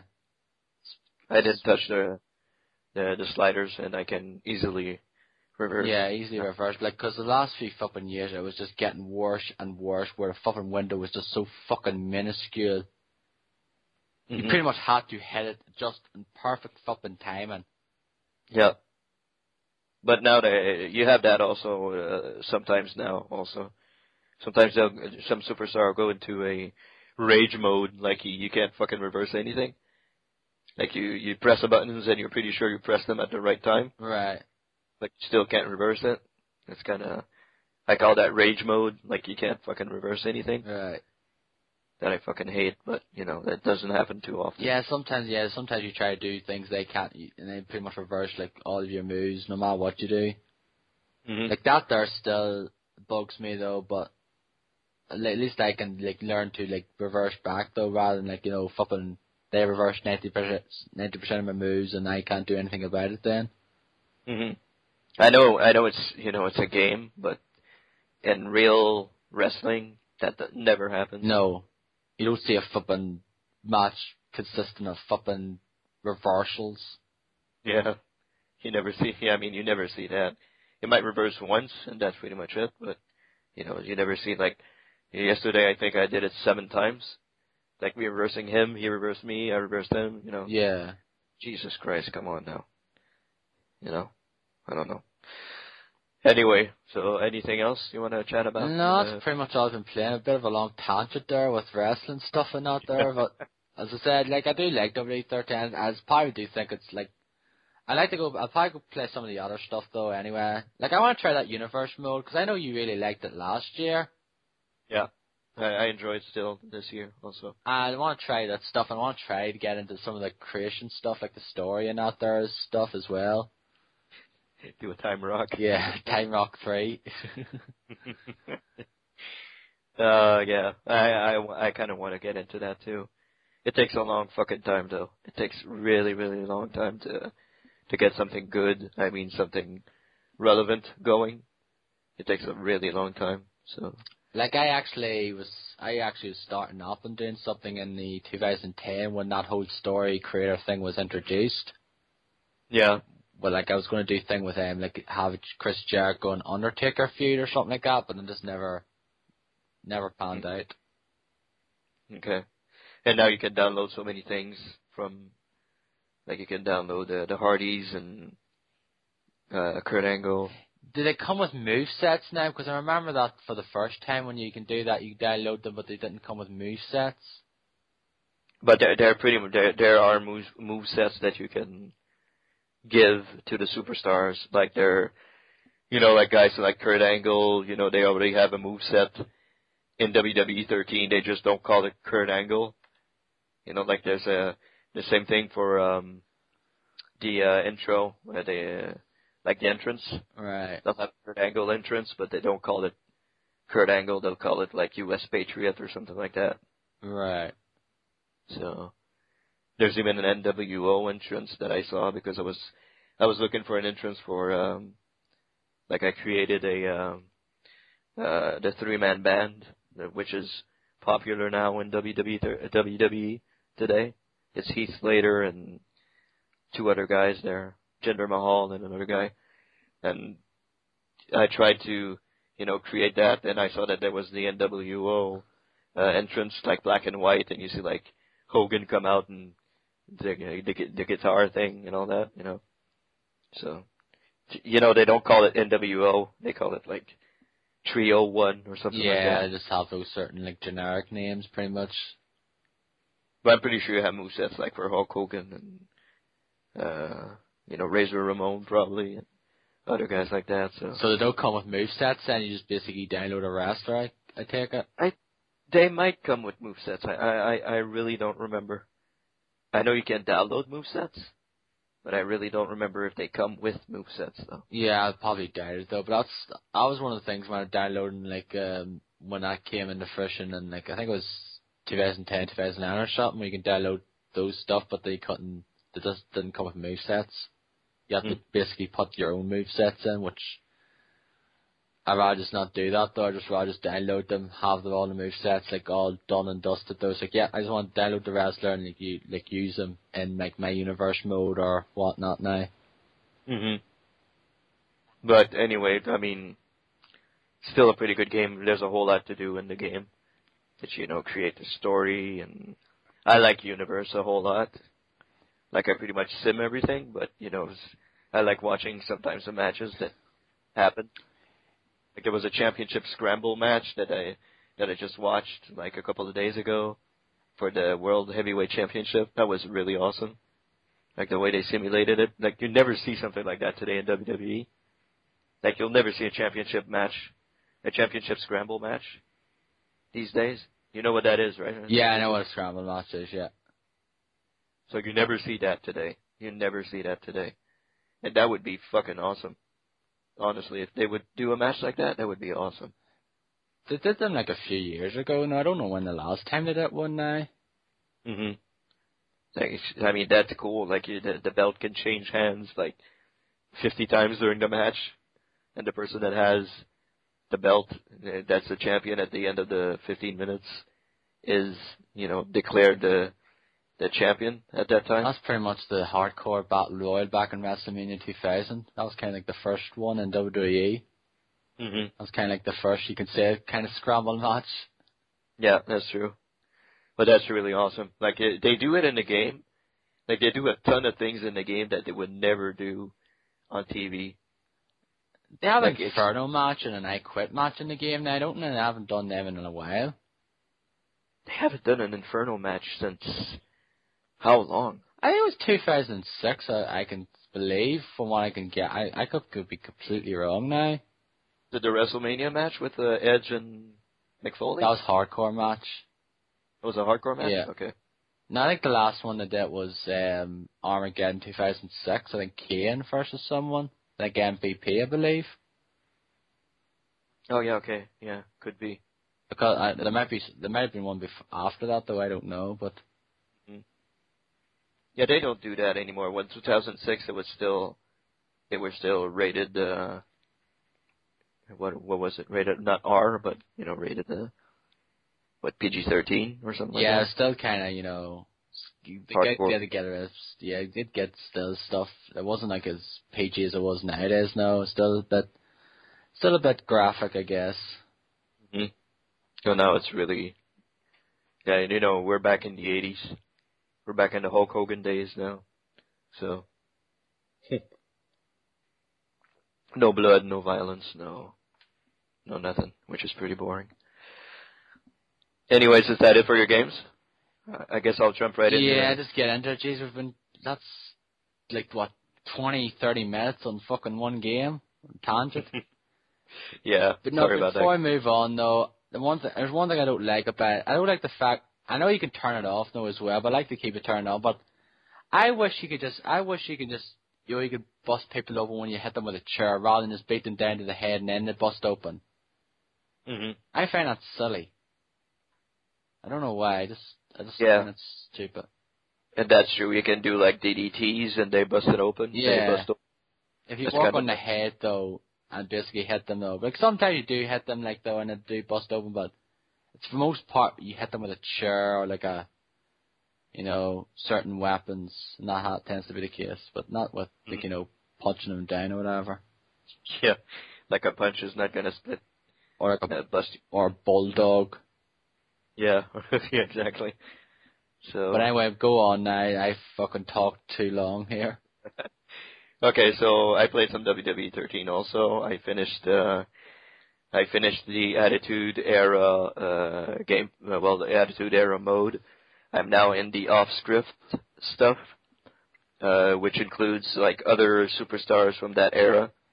Like there's Vader, there's the Acolytes, Edge and Christian, Chris Jericho, Eddie Guerrero. It's pretty much stuff that sort of happened post WrestleMania 15, isn't it? Some before, like the Vader versus Kane, that was before WrestleMania. A couple of them are before WrestleMania. Yeah, but some of them are like past it. Yeah, the final match in that category is in 2001. So what's that now? What match is that? Trish Stratus versus Lita. Oh, okay. Women's Championship, which in my opinion are the two best divas that ever were in the WWE. So they were really awesome. Though I think those two are the best ones that ever were in the WWE. So it's good that they pay tribute to them. You know. Yeah, really enjoyed the Attitude Era mode, and I hope they continue in that vein, and they don't bring back the fucking Road to WrestleMania, which was fucking garbage in my opinion. It was alright though when they first done it though, but then it's just like, you know, you knew what to expect in the following year then once it became old news. But yeah, I hope that it's nice. You know. Yeah, I hope they basically continue. Like I hope they, you know, continue on like do from March '99, from what they left off from WrestleMania 15 and go through the rest of the Attitude Era then up to like maybe 2001 or something if they can. Yeah, that would be nice. That would be cool. I would also like to see like WrestleMania's like one thing like that based on WrestleMania. Like some of the best matches from WrestleMania 1 up to 28, let's say. Like that would be pretty cool. I know they can't put every match in there. Like they probably couldn't put any Hogan match. Or probably they could, I don't know. But I don't know if they bought the rights to Hulk Hogan. But I know he was in WWE All-Stars, so who knows? Maybe they can. That would be really nice, like seeing Hogan versus Andre, and Hogan versus Ultimate Warrior. Well, fuck, I don't know if I could get Ultimate Warrior now. I think they can. He was in WWE That's All-Star. That's right, yeah. Macho Man as well, even though he's passed on, but will he be in it? Probably. I don't think there's any... I know McMahon doesn't want to induct him into the Hall of Fame, but... Because I think one of the conditions is that his entire family goes in. Or something like that. I think it was that the case and he doesn't want to do that, is it? Yeah. Like Lenny Puffo and his father, I think. If I'm not mistaken. So, I don't know. We'll have to wait and see what happens with that. I really hope they continue in the same vein. I don't want Road to WrestleMania anymore. I really do not want Road to WrestleMania anymore. You know, if they could put, like, greatest matches of all time or something, that'd be really awesome. I was kind of expecting Stone Cold Steve Austin versus Bret Hart. Like the one where Stone Cold is all bloody. But that sort of happened before in the 97. That's like WrestleMania 13, 97 now. Like it starts at like summer, autumn 2097 now. Yeah. So. But that was pretty much the birth of close to being the birth of Stone Cold, I guess. Yeah, that's kind of when he started, he started to become, quite popular then. Mm-hmm. In a way. Yeah. I know it's at King of the Ring when he says, Austin 316 just, says I just whooped your ass, yeah. Yeah. But, I mean, they could go a little further back. Nothing really happened with with them really big till WrestleMania 13 when he had that submission match with Bret Hart then. Mm-hmm. And that was the match that kind of made him then, and then we know the rest is history. Yeah, exactly. But there's a whole lot of stuff, like they don't focus a whole lot on Rock. I was expecting like Nation of Domination stuff. Yeah, it would have been nice to see that stuff as well, but the fact is, all they have they only have Rock, they've Mark Cannon and Farouk, they don't have D'Lo Brown or, They have the Godfather though, but they don't have him as Kama. Yeah. And what's the other? D'Lo Brown. Brown, yeah. I don't know if they can get those two to sign on to do that, but They had Godfather in the game. Yeah, they have a Godfather, yeah. So why not Kama? Mustafa? Yeah. They'd probably be missing only D'Lo Brown. So, yeah, pretty much. So, I don't know. Maybe they can get him to sign on to the game. I don't know. But it would be nice. Would be nice to see them continue that vein. I did play a little bit of the WWE Universe mode, as I said a little earlier on.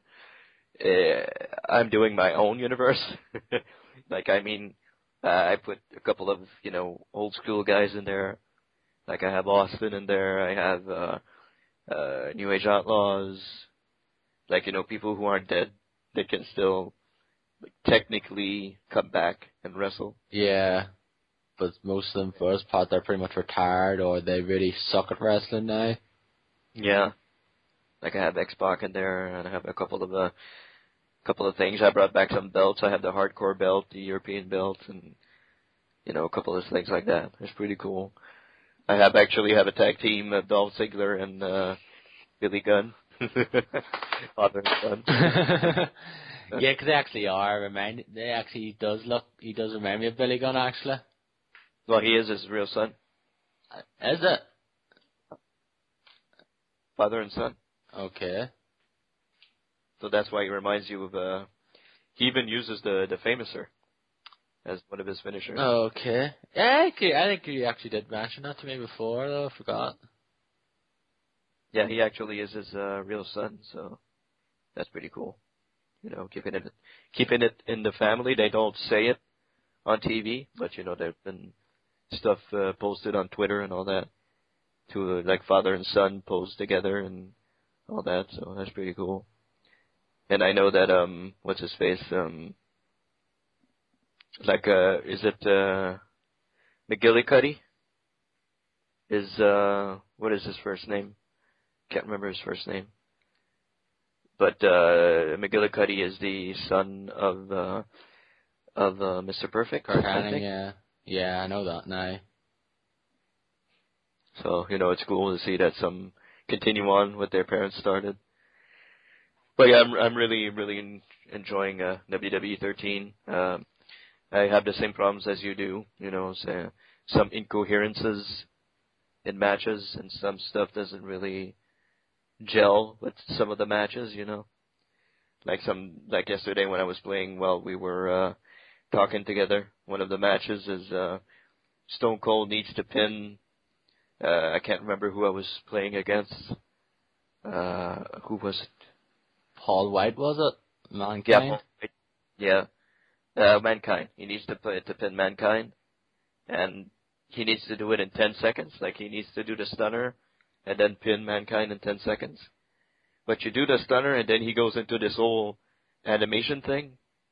Like he talks to him like he does the stunner, and then he goes crawls over to him, and like basically does his stone. Yeah, I know what you mean. And then he gets up and does the finger like a couple of times, and that animation takes at least 6 seconds. So you need to crawl after he finishes that. You need to run over and pin him so you can win. And I never could get it done because you don't have enough time. So I'm like, why the fuck does he do his fucking animation when he does that? I really don't understand why they do that. It's kind of weird. But it's like they're trying for you to fail or something. So I don't know. But anyway, the game is pretty good. We'll go to another game because people are probably tired of hearing about the they're probably saying, "Oh fucking Jesus Christ, enough already! Stop jerking over this bloody game." Yeah, so I finished Forza Horizon. I actually did all the races in the game. Finished first in all the races. It's a really good game. It's really fantastic. The graphics are awesome. The music is very good, I found anyway. The driving is smooth. not a whole lot of problems to do drifts or anything like that. So it's pretty cool. I don't have all the achievements, like the single player achievements. Like I haven't discovered all of the roads in the game. I haven't gone to popularity, first in popularity. What percent? What are you at in popularity? 62, I think. Oh, okay. I'm 62nd in the popularity ranking. So I haven't gone to number 1 yet. So maybe I'll go back and try to get to number 1. I don't know. But the game proper is finished, so I completed it, and very, very good game. Very, very happy that I bought that game. More so than Need for Speed Most Wanted. Surprised that it's better than Need for Speed Most Wanted, actually. Very, very good game. As for Need for Speed Most Wanted, I barely touched that game this week. I played a little bit of multiplayer with Derek, and I haven't even touched the single player stuff because it doesn't really interest me. It doesn't appeal to me. Like, you're always crashing into cars everywhere. Like in Forza Horizon, if you crash into a car, you like bump into it. Yeah, exactly. But you can continue on. In Need for Speed, if you crash into a car, you crash, and that's pretty much it. Like you reset and you go on, which I find extremely annoying because you can crash into a traffic car, a car into traffic at about maybe 50 miles per hour, and you'll crash, which I find kind of dumb. I know it's reality. You will crash. You know, it's a racing game. Is just fucking annoying. It's just really, really annoying. And the cops going after you all the time. That's another thing that's really annoying to me. Like the cop, you're speeding a little bit, and then the cops go after you. I think that doesn't have its place in this game. Yeah, one of the things actually that did annoy me when I played it though is like I think it was one of the like kind of types of races or whatever. One of them is you had to escape from the cops, and you had to do it in a certain time to get like the gold medal or whatever. Yeah. I did escape from them, like within the time though, but the problem is I had to wait for the fucking cooldown to go down. It was like level 3. And because of that taking forever to go down, I missed the gold medal and I only got the silver medal in. That annoyed me. Like the fact is escape from the cops and then I have to wait for that stupid meter to go down and that takes forever. Yeah. Yeah, that's kinda dumb. It's just it's not for a single player game, it's not really well made. Like, not as much as Forza Horizon is. Forza Horizon is the better racing game, in my opinion. So I kind of regret a little bit buying NFS Most Wanted. Like, I thought it would be really, really awesome. I thought it would be like another Burnout Paradise. But it's really not Burnout Paradise at all. So, kind of disappointed in the game. Yeah, I know it's going to be in your most disappointed pile at the end of the year then. Much that's in the pile. I barely touched the game. I barely played this game, so don't have a whole lot to say about the single player. I haven't even played Assassin's Creed 3 since last week either, but I'm going to go back into it now. So yeah, I'm waiting for it to come out on PC and go through the 3 or 4 hours of boring stuff at the beginning. So, no, I'll just have to wait and see what it is. Besides that, been playing Sompop, that Facebook game. I've been Facebook game, and I guess you can play it on your iPad or your iPhone or your phone or whatever. I've been playing a whole lot of that. Like I pretty much play every day, and I'm playing against 8 people. And out of those 8 people, there's only one person that I actually know, which is my sister. And all the 7 others, I don't even know who they are. Yeah, randoms. So, yeah, I get invites from random people, and I send invites out. It's really fun. I really enjoy the game. I'm having a whole lot of fun, Yeah, it seems I'm pretty much done with that game, though. I haven't really touched it a lot. I should just try to do what you're doing, though, anyway. But the thing is, I'd rather play with people I know. Yeah. But the problem is there's not a lot of people I know I have on Facebook that play it. Like, it was just yourself, and then it was like Derek, but he stopped playing, and then Liam, and that was pretty much it. Yeah, like I have a couple, but they never, like I send them invites to play, but they never play back. Like they never answer back. So Yeah, so I just select randoms and play with random people. It's pretty cool playing with random people. At least they're constant. Like they do their turn and I do my turn. Like against one of the guys I'm playing against, we're up to 37. Like it's I lead 16 to. What is it, 16 to 14 or 15 or something? Well, that's, what, 30, 31? 31, yeah, about 31 or so. Yeah, we played 31 games, so, I mean, it's pretty cool. I really actually enjoy it a whole lot. And that's pretty much it. There's one remaining game that in co-op that came out this week. Yes, I was away when I was still in Edinburgh when it came out, though. I believe my copy came on Monday. Mm-hmm. The problem is I could not play it because I was in Edinburgh at the time anyway. And I came back Tuesday evening, and I got to play some Halo. Yeah, Halo 4. Halo 4, the big release of this week. The big return of the Master Chief. Master Chief and Cortana. Yeah. And Covenant still at large. Covenant, yeah. Covenant's The back. Grunts, the Elites, the Jackals, the Hunters are still there.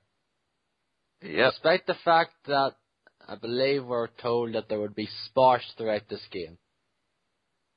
I think I heard that also. Yes, I believe 343 or someone from 343 did state the fact is that they'd be pretty much sparse throughout this game. There wouldn't be a big, they wouldn't be as heavily featured as they have been in the past. Mhm. If you're coming into this game thinking that, that's not going to be the case. No. The Covenant are very much present in the game. Yeah, they're very much present. They're very much present for probably about half the game, a bit more as well. They're still there at large as well. Yeah. But there's also a new type of enemy in the game, the Prometheans. Yeah. And there's pretty much three types of Prometheans. There's the crawlers, which are the little dog flipping things. There are the watchers, which are the little flipping hovering, like kind of heady stuff. And then there's the Promethean Knights, which are the space pirates from Metroid Prime. Yeah. And those are bastards on Heroic. Yeah.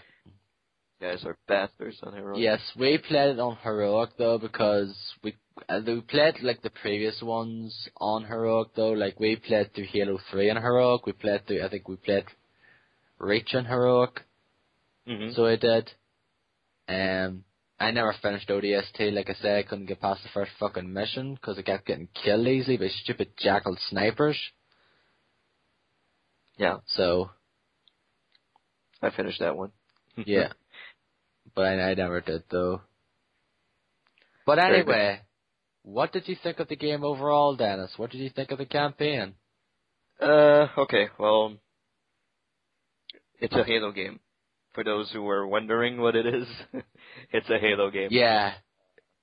It's pretty much the same structure as previous Halo games, I guess you would say. It's nothing new. There's a couple of new weapons, which basically are enhanced from they're enhanced from weapons that already exist. Yes, they're pretty much like kind of alternate versions of weapons. Like the scatter shot's pretty much the shotgun. The suppressor is pretty much your assault rifle. The light rifle, these are like Promethean weapons. The light rifle's pretty much kind of like the battle rifle, I guess. Yeah. Like binary rifles, kind of like their sniper rifle or whatever, and as well, and ones like that. Yeah. Some take from the Covenant weapons, some take from the UNSC weapons. But all in all, there's maybe one weapon that's pretty good, and it's the sniper one. which was I don't know what the name is. The binary rifle. Binary rifle, yeah. The sniper one's pretty good. The rest aren't as good or as fantastic as the other ones are. Like, I prefer using the Covenant weapons and the UNSC weapons more than those. I don't know about you, but I kind of prefer those. The UNSC. I kind of do alternate though. Like I use the assault rifle a lot. I used like the storm rifle for the first part as well. Like I liked using the storm rifle, which is pretty much the plasma rifle for this game. Yeah. So it is, and like I tended to use some of the Forerunner weapons as well, because it tend to be pretty helpful in certain spots though. But sometimes it seemed to take forever to destroy certain enemies though as well. Yeah.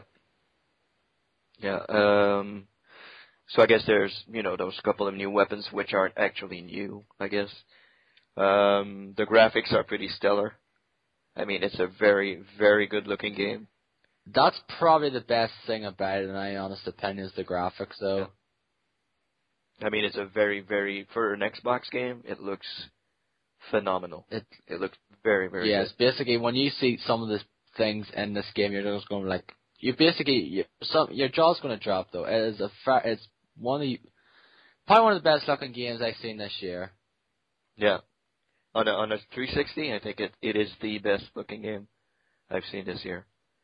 Forza Horizon looks pretty good, but I mean, this game looks absolutely fantastic. It looks absolutely marvelous. I can't even imagine what it would look like on PC, which will never happen. Yes, but the fact is, like, if you could get this on PC and like some of the people with their graphical mods, this could just look absolutely stunning. This could probably be one of the best looking games of all time if it came to PC. Yeah. So, but it looked really good. Fortunately, that's not going to be the case, because the last Halo game that came out in PC was Halo 2. Yep. And that was done with that. Nothing came after that. Yeah. So yeah, I guess gameplay wise, it's pretty much wash, rinse, repeat. I guess it's like go to fight through a bunch of aliens, go to a terminal, put Cortana in the terminal, or activate a switch, go through a cutscene, go back, kill a bunch of people, go to a terminal, etc., etc. It's pretty much, wash, rinse, repeat, I guess. That tends to be the case in most part. There's a few parts that weren't that there, but for the most part, that tended to be the case, where you go through certain corridors or these big open areas, and basically usually the objective is get to this part, open the door, and then get to this terminal so you can insert Cortana and she can do her work. Mm-hmm. It's pretty much activate this, go there, activate this, go there, shoot a bunch of aliens. It kind of gets a little redundant, I guess. It's by no means horrible now. I enjoyed the campaign though, but I probably enjoyed the campaign in Reach more. Yeah. Reach, I think, was a little more varied. I still probably think Reach is probably the best Halo campaign I've played. Okay. For a Halo game? Yeah. Okay. I think ODST is my favorite, honestly. I know a lot of people actually like it as well, so they do. Yeah, I think ODST is my most favorite Halo story, Halo campaign that I've played through, because it's very, very different, and I think that was very, very good that they did something like that. So, but I mean, it's, as I said, it's Halo, so it's not horrible, but it's not something that is out of the ordinary, I guess. It's not something that you go, whoa, maybe besides a couple of levels that were pretty cool, like flying the spaceship through a certain place, which reminded me of Star Wars, for those who played Star Wars at the arcade. When you fly the Millennium Falcon through the Death Star, there's one certain spot that's pretty much like that. Yeah, it's one of the levels, and it's you pretty much do use kind of spoil it, but in one of the levels you do fly a ship. and it's pretty cool. Yeah, it's pretty cool. I really enjoyed that part. It's a little tough, but it's pretty cool. Besides that, there's no big surprises, I guess. The story is pretty good. I enjoyed the story. I do enjoy the story though. Like when you see some of the like facial expressions or like from the characters, like it shows how well the graphics are. Like I keep going back to the graphics though, but it is just it's just very good looking game now. Yeah. And I mean, there's a couple of twists, and the ending is pretty good. I think the ending is actually very good. Can't wait to see what happens in Halo 5, actually. Yeah. Because there will be a trilogy, people. Yeah, there is a kind of an arc that kind of does end in this one. Yeah. That's true. Yeah. And you know what arc that is once you finish it. Yeah, exactly. But there's actually a proper villain in the game. Yes. So the Diadact. The Diadact, He looks fucking awesome. Yeah, he does. He really does. And that's cool that he actually has a proper villain to go up against. I don't know if he's going to be back in... Probably, because I don't want to spoil anything. Yeah, you're kind of spoiling it here. Spoiler! Anyway, yeah. I assume he would be back anyway, though, because it'd be kind of stupid just having him in the one game. Yeah, exactly. But, yeah, it's cool that he has a proper nemesis, a proper villain to go up against. And, yeah, I think... Would you consider the profits from the previous Halo games to be that way or not? Don't they really show up, like, in the end of Halo 2? Yes, yeah, I guess so. Like, Halo 2 has the profits, like, one of them, and I think you have to kill one of them in Halo 2, and then you have to get the other one in Halo 3. Yeah. But yeah, I guess, but they're not really the same, though. Like, this one's a bit more, like, of a threat. Yeah. Pretty much. He's actually out to get Master Chief, so... He's out to pretty much, do his fucking... And there is a certain part of the game that's basically like, oh, fuck, damn. Shit just got real.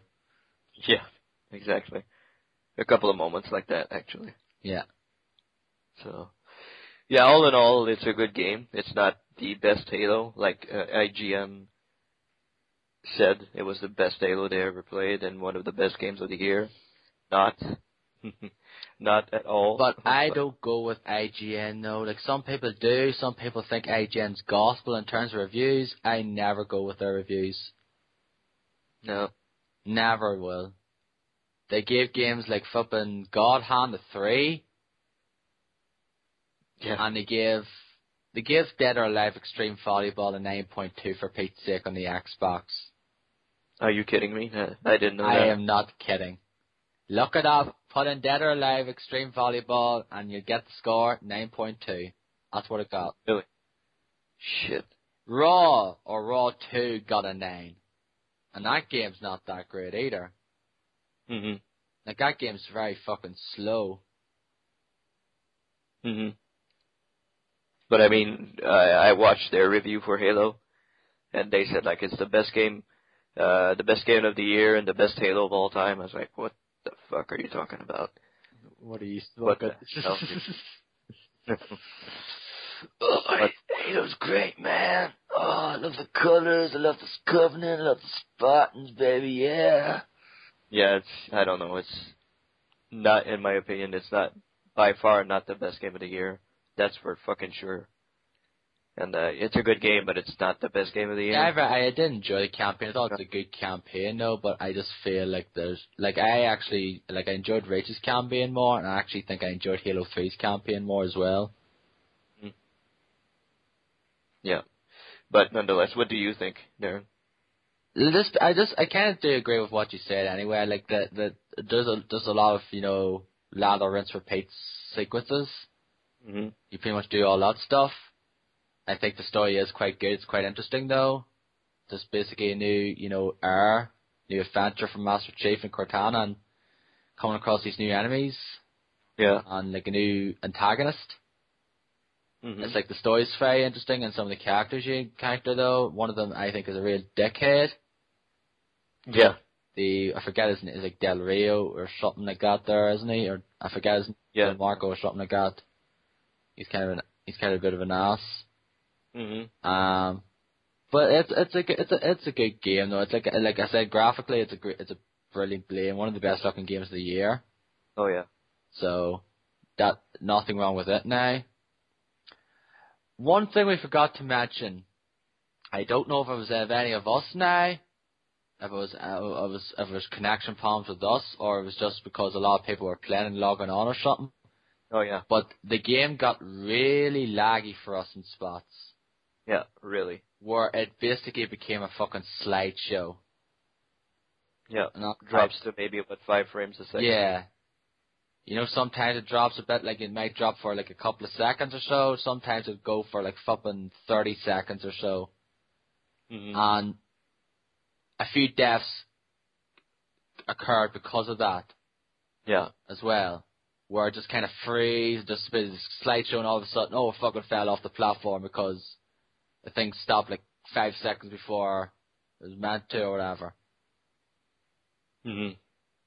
But it's not me and you. It's because I played with a couple of other friends like 3 days ago on Wednesday night, and we had the same problem. It was laggy as hell. So I think it's the servers on their side. Maybe they played multiplayer a bit the other day for like an hour or so, and it was pretty much fine. It worked perfectly fine. I didn't really experience much lag at all. Maybe it's the graphics slowing the game down? I don't know. But then again, like it's something like we went through a entire level there the other day without any lag whatsoever, and then all of a sudden it just came back full force. Yeah. As well. It just seemed to come and go. It'd be fine for like 5-10 minutes, and all of a sudden it'll just creep back up. Yeah, we were playing also the Spartan Ops, and we didn't get any lag in that. No. I don't think we did. As far as I can recall, no. So, yeah, it's kind of weird, that lag phenomena. I did look it up online to see if it was a problem, but it's really weird. I don't know if other people experienced that, but it was kind of frustrating for a couple of. I don't know anyone else who's been playing a co-op though. Like I haven't experienced anyone else who's playing a co-op, but I'd like to know though. Anyway, if you said that they experience the same problems as we have, I'll have to check out on Twitter and ask. Because that kind of did spoil the enjoyment of the game a little because of that though. It got annoying for me though. Like if you heard me, Dennis could vouch for this. I got really annoyed. Yeah. Because of the lag. Yeah, I can vouch for that. Because the fact is, it was just spoiling my thing now. I was just fucking trying to get these certain sections, so I'm just fucking, all of a sudden, I'll just go to shit though, the frame rate would just go to slideshow city. Yeah.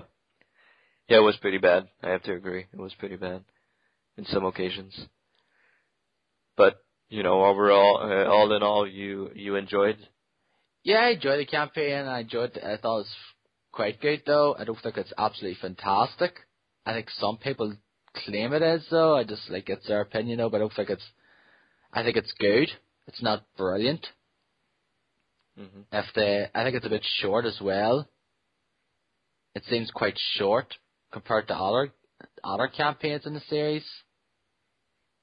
Like, we went through it in, 7 hours or so? 6, 7, 8 hours? Yeah, something like that. Because, that's the thing, we didn't really have a big trouble with one section now. Like, we didn't spend, maybe an hour, we didn't spend, an hour in one section now. Like, most sections, we pretty much got through within, 15, certain, the ones we had trouble with, maybe we got through in, 15, 20 minutes or so, rather than, fuck's sake, we've been here for, a last hour in this one section now. Yeah, it wasn't that tough. I mean, we did, the hardest, I think the longest we spent was, half an hour maybe? Yeah.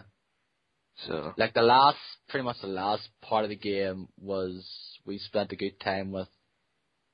Like the final part of the game was a bit tough, and there's a few other spots here and there, but nothing too troubling now.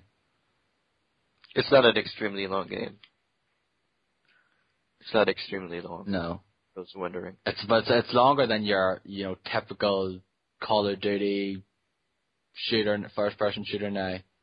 Yeah, true. But I think it's probably shorter than previous ones, I believe. Like, it's only 8 missions. Yeah. There isn't that much.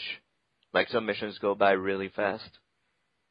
And, I kind of found it shorter, as you said, than previous Halo games. So, who knows? Yeah. And there's a whole Spartan Ops thing in there now, so, which is kind of, Spartan Ops is I think their new kind of thing that, that you have episodes to go through. Like, they're going to release an episode every week, I think. Yeah.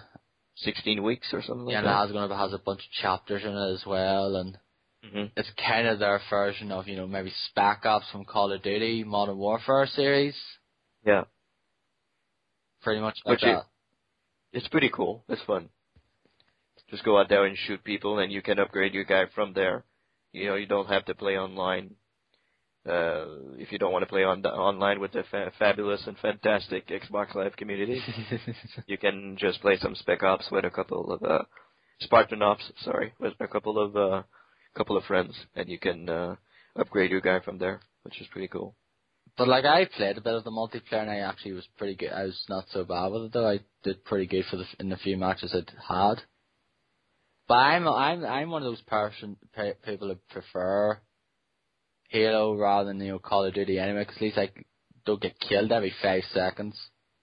Yeah, Halo, it's very rare that you get killed like constantly. Like, you'll get a couple of kills in, and then you'll probably die, but at least you'll get a couple of kills in there. Which I kind of like the Halo multiplayer. I played a lot of Halo 3 multiplayer, actually. I was getting pretty good at it too, but I stopped playing, so, Because Call of Duty 4 came out. Was that Call of Duty 4? Yeah. Okay. They came out the same year, Halo 3 and Call of Duty 4. Okay. So yeah, all in all, good game.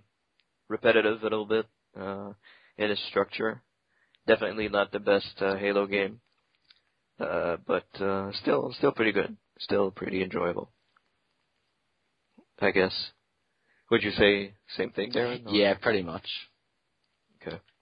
I'd recommend it though. Like, if you're a Halo fan, you already got it though. It's like, I wouldn't say don't pick it up now. No. I recommend it. I'd recommend it. It's a good game anyway. Multiplayer's fine. Campaign's shorter than previous games from what I gather.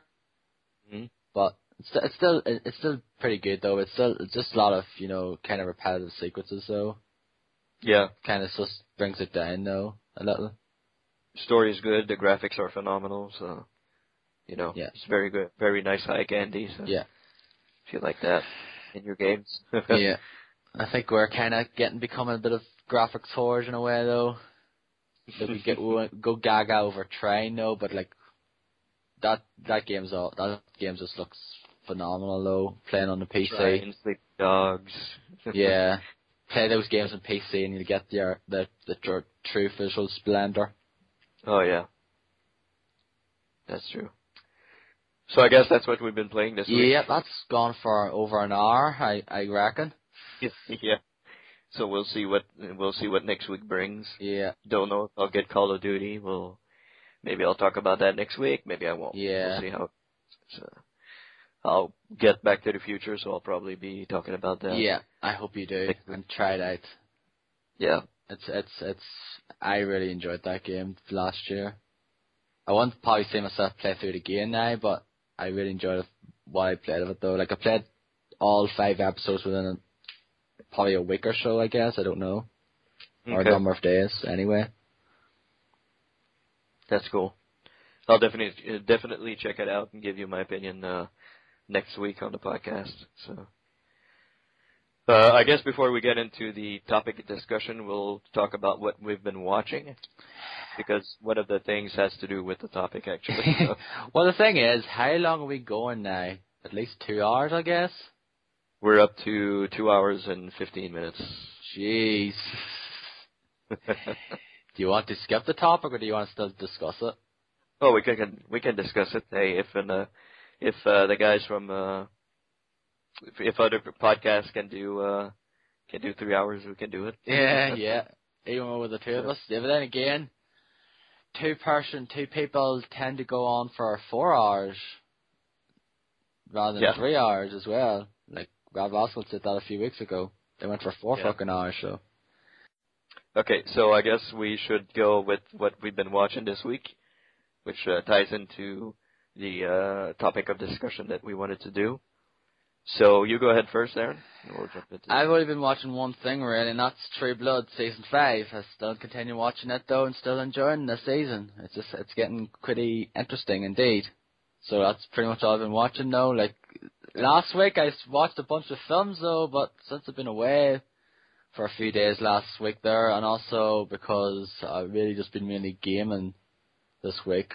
Haven't really watched a lot of stuff, just from the same old stuff like Frasier and stuff like that. That's so. I haven't watched Walking Dead episodes since last week either, so. Okay. So nothing else? No, that's pretty much it. Okay. On my side, I've been watching The Walking Dead. I watched the most recent episode from last week, which I actually watched in the afternoon, which was awesome because I had the day off. So I'll do the same on Monday. Very good episode. I won't naturally spoil anything for anybody, but very awesome episode, very emotional episode, I guess. Can't wait to see what's going to happen next. Really enjoyed it. Really enjoyed this episode. A lot of stuff happens. 2 people, so yeah. It was interesting. It was very interesting. So there was episode 5 already, I think. So I guess they're going to break. They should be taking a break soon, I'm guessing. Maybe 2 episodes left? Maybe 2 or 3? Right. They'll be taking a break. I know to take a break like just before Christmas or a couple of weeks before Christmas. I think their last episode before the break last year was during Thanksgiving, American Thanksgiving, I think, if I remember correctly. But yeah, very interesting. Can't wait to see what happens next. And the other thing that I went to see last weekend, we actually talked a little bit about it. Before we go on, speaking of The Walking Dead, I actually got the compendium. Oh, you did? Okay, I didn't get it volume yet. 1, but unfortunately, sorry to disappoint you, Derek, but I haven't read it yet. He's probably saying, you fucking bastard. You've already have it for 5 days, and yet you still haven't read any of it? Shame on you. Yeah, I actually ordered it on Amazon, but it was out of stock, so I have to wait until they ship it back. So it's back order then? Yeah, it's back order for a while, so. How much is it? Oh man, I can't remember. Was it $60? Was it? Something like that. Yeah, I think it was. Because it was £45 here, but I believe but that's like. But when I look in the back of it, it has like $59.99 USD on it, so it's $60 for the. Give me 15 seconds, I'll tell you how much it is. I'll go see on my thing here. Okie doke. But yeah, I've ordered it. I haven't gotten it yet, so that's not my fault. So I haven't gotten it. Yeah, yet. I could have gotten both of them because both of them were right there, but it was like I wasn't going to spend £90 on something in one go and end up hating this. Yeah. But from what I can hear, though, from what I've heard from a lot of people have been saying it's great. It's a great series to read. So it's $39.46. Jeez, I got screwed. It's half price, actually. Oh right. 47% off. I still got screwed then. Well, I got at a store here called Forbidden Planet. And no, I got it in Edinburgh though. It's a store called Forbidden Planet. It's like basically kind of a nerd shop with like comic books and figurines of, you know, certain series, anime series, and like then like sci-fi series and all that. There, it's just basically a nerd store, pretty much. Manga books, anime stuff, etc. Like over here, like there's a sale right now. I could get Compendium Volume 1, Volume 2, and The Road to Woodbury for $97.09. I could get all three of them for $97. I think Road to Woodbury is like a book actually. Yeah, it's a novel. Because I've seen it. They're actually seeing it around as well. Probably has to do. Woodbury is actually where the governor is. Yeah, I know that now. Yeah. So, yeah. So, haven't gotten it yet, Derek. So don't blame me. It's not my fault. Haven't started reading it yet. So. But I'll let you know next week. I'm sure I'll read some of it from next week. Yeah. Yeah, I should try reading more also myself. I really need to read some more. So, yep. I haven't read it yet. Besides The Walking Dead, last weekend I went to see a video game movie, actually, or a movie not based on a video game, but a movie based on video games, plural. Wreck-It Ralph, which was released last week. I went to see it the day after its release. Went with my father and my two nephews. Because one is a handful, so we need two guys there. But he was really quiet during the movie. He really enjoyed it. So I went to see Wreck-It Ralph. I didn't hate it, but I didn't enjoy it as much as I thought I would. Simply because there's not enough video game stuff in it. It starts off, there's a lot of, he goes through, there's a whole city, like he's in an arcade with other video games around. And there's, like a city that interconnects all video games together. Like all arcade cabinets and video games together. And, you see Sonic, you see, Hubert, you see Pac-Man, a couple of characters like that. And you see, he goes to a bad guy meeting, I guess, and he says he doesn't want to be the bad guy anymore. And all those other bad guys are there, like Zangief is there. There's Bowser, the ghosts from Pac-Man are there, and also zombies and stuff like that. So all sorts of funny stuff. That's actually pretty funny. That meeting that he goes to. Yeah, well, I've seen that there stuff in the trailers, and I think I've seen they showed a clip of it or something as well a while back. So he decides that because he wants to be the hero instead of being the bad guy, so he goes into this video game, sort of a Halo type video game, Halo Gears of War type video game.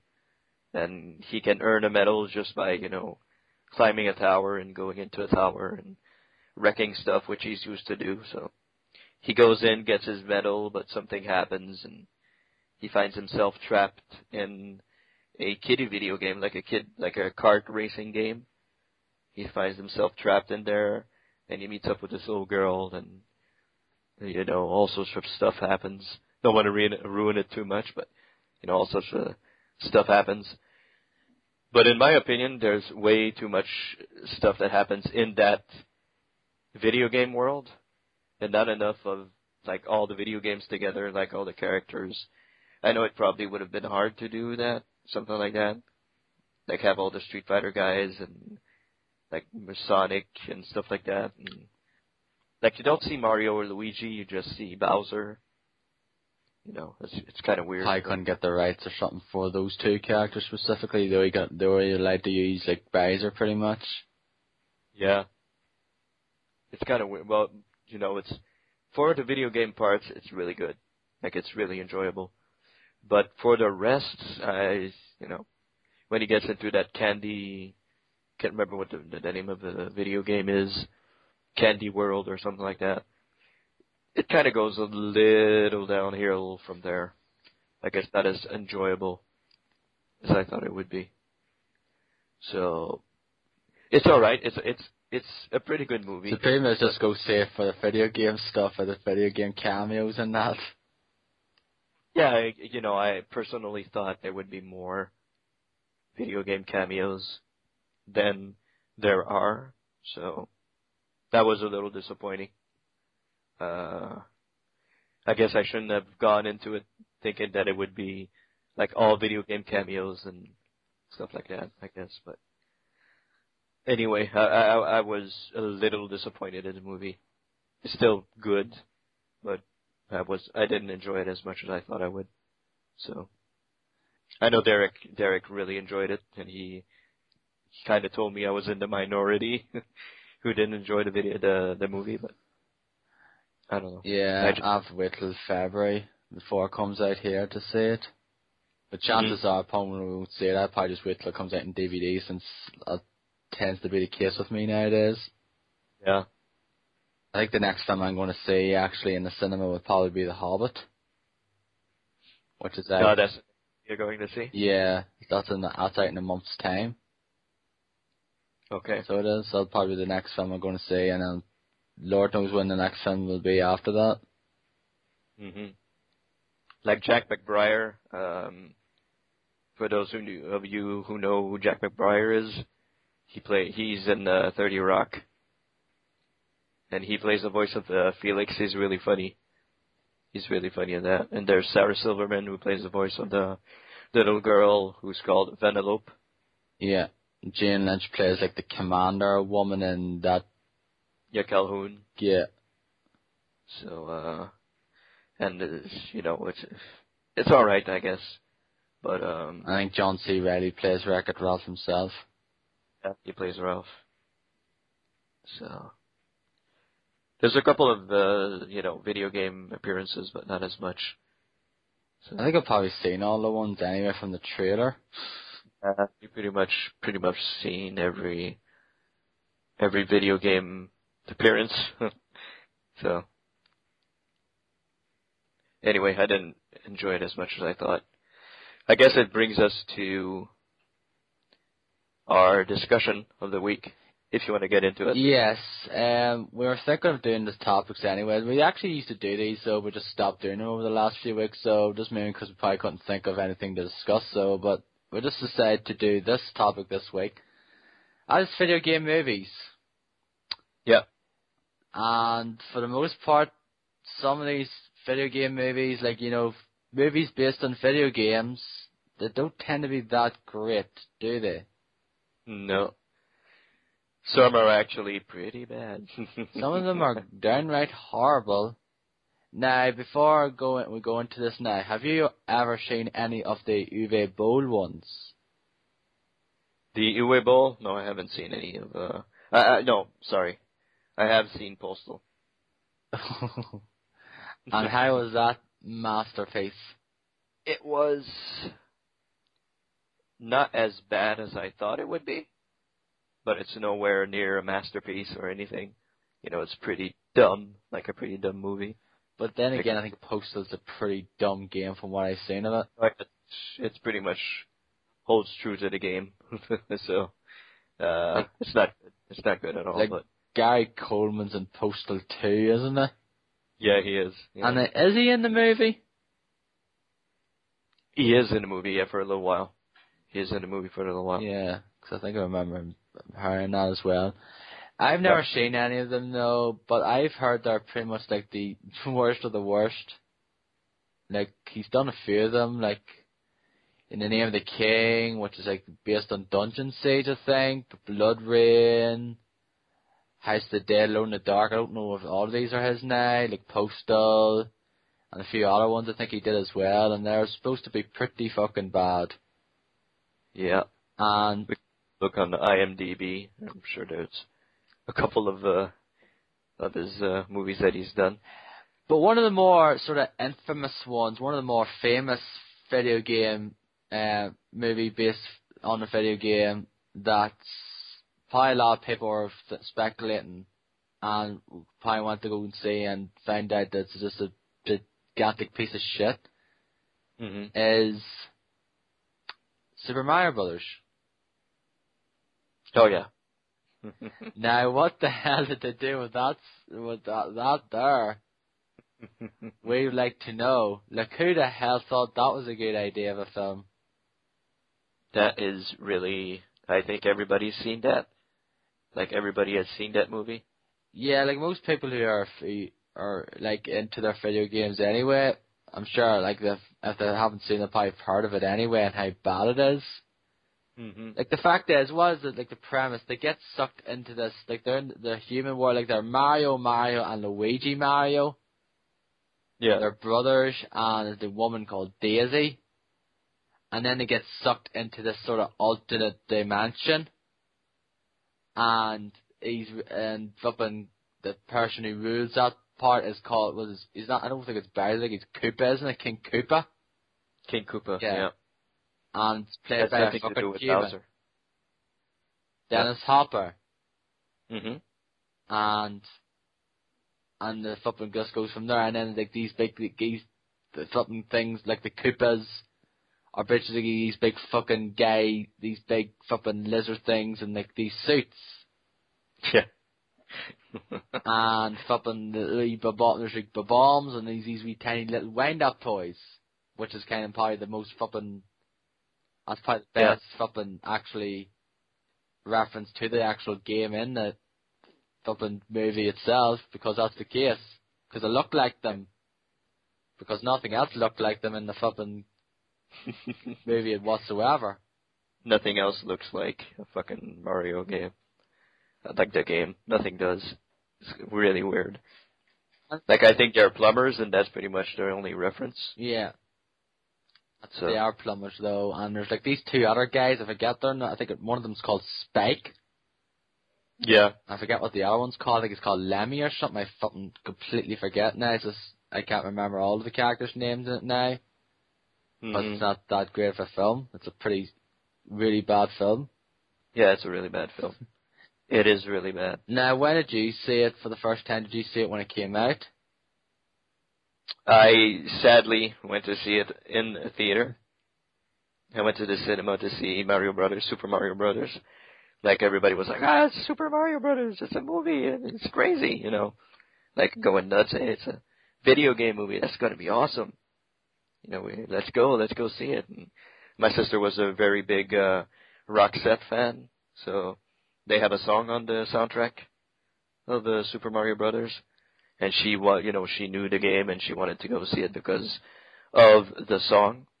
I actually went to see Pretty Woman with her because Roxette had a song in Pretty Woman. So, you know, my sister was a very big Roxette fan back then. But anyway, we went to see that movie and we were like, what the fuck is this? Jesus Christ, what is going on here? What is this?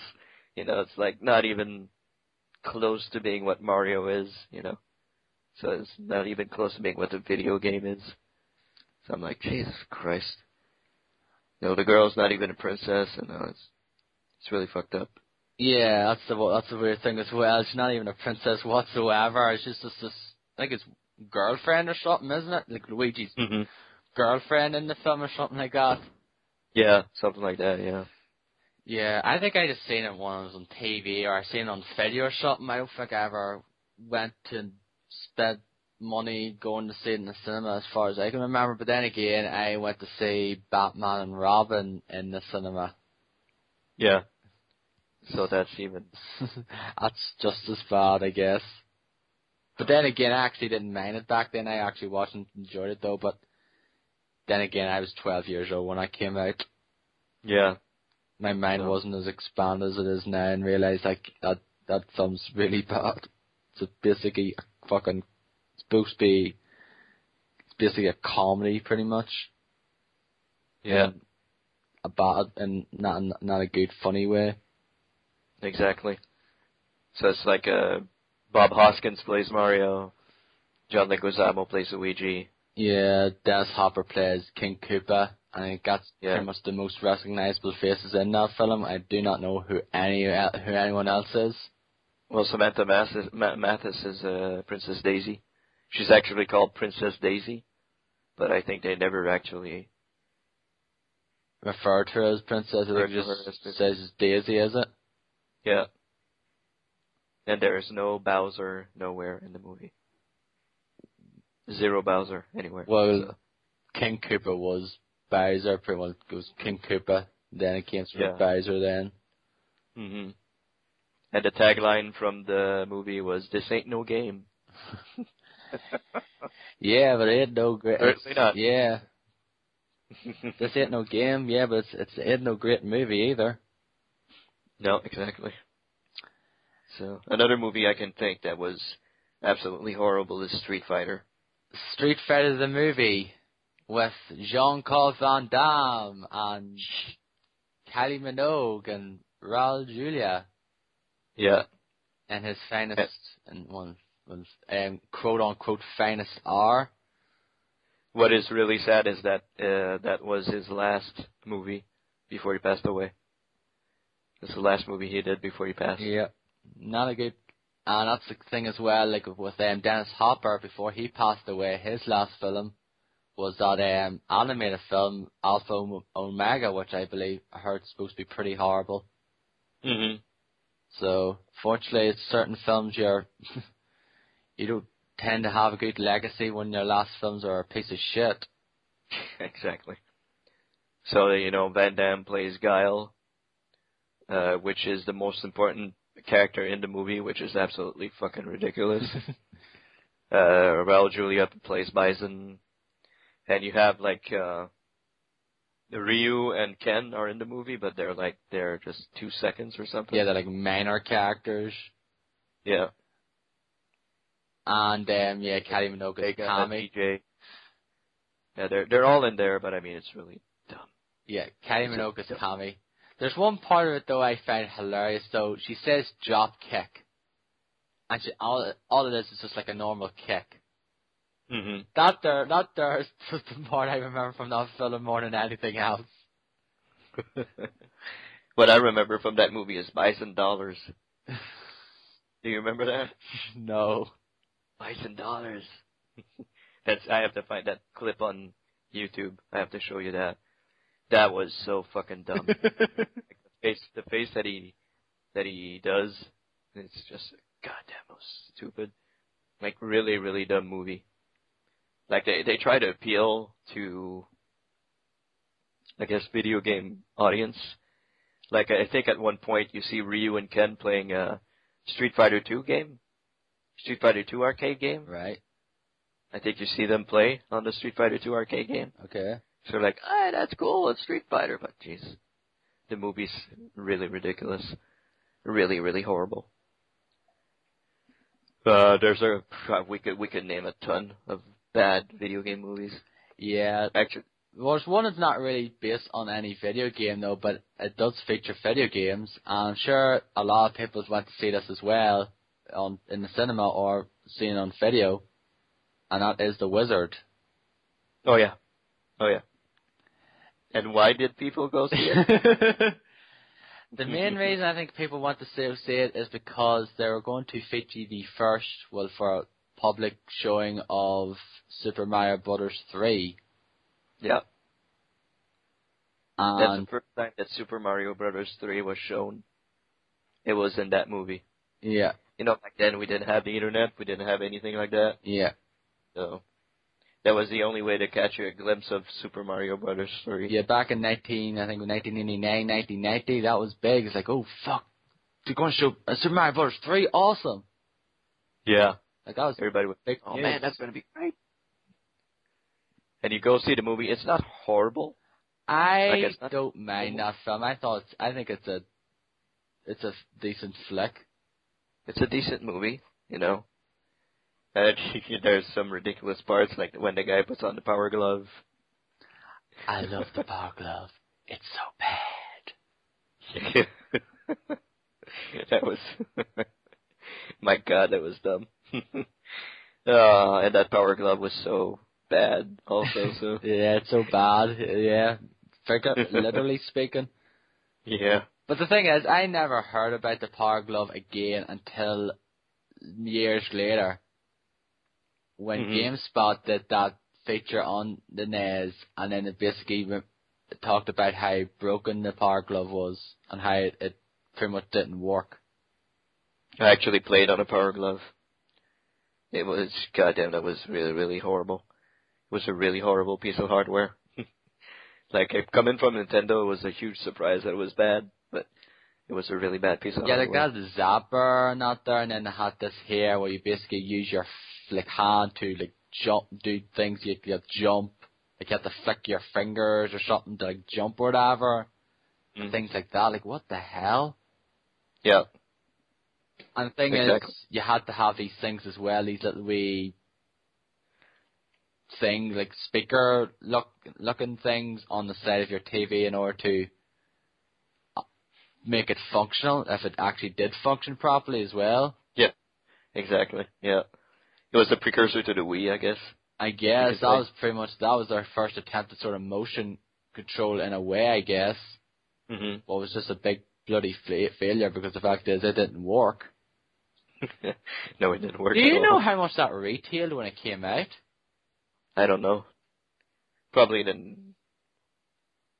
close to $100. I would actually like to know, though. I could look it up here, but I'd like to know how much that was, because I'm sure some people thought that looked absolutely awesome when they seen the film. So, oh man, looks cool. Mommy, can I get this for Christmas or something? Can I get this for my birthday? Then again, I realized, wow, this is a total piece of shit. This does not work whatsoever. I got screwed. Exactly, yeah. Super Mario Brothers 3 was pretty good, but, the Power Glove wasn't all that. And it's basically a big Nintendo ad as well. Yeah. They show all these games, like they show Double Dragon, they show like Rad Racer, they show Teenage Mutant Ninja Turtles, like Mega Man, Ninja Gaiden, like they show Super Mario Brothers 2 as well, bunch of other Nintendo games as well. Mm-hmm. Oh yeah, it was a big ad because they didn't have the internet, as I said, so that's the best way to get your product across, I guess, promotion for a product.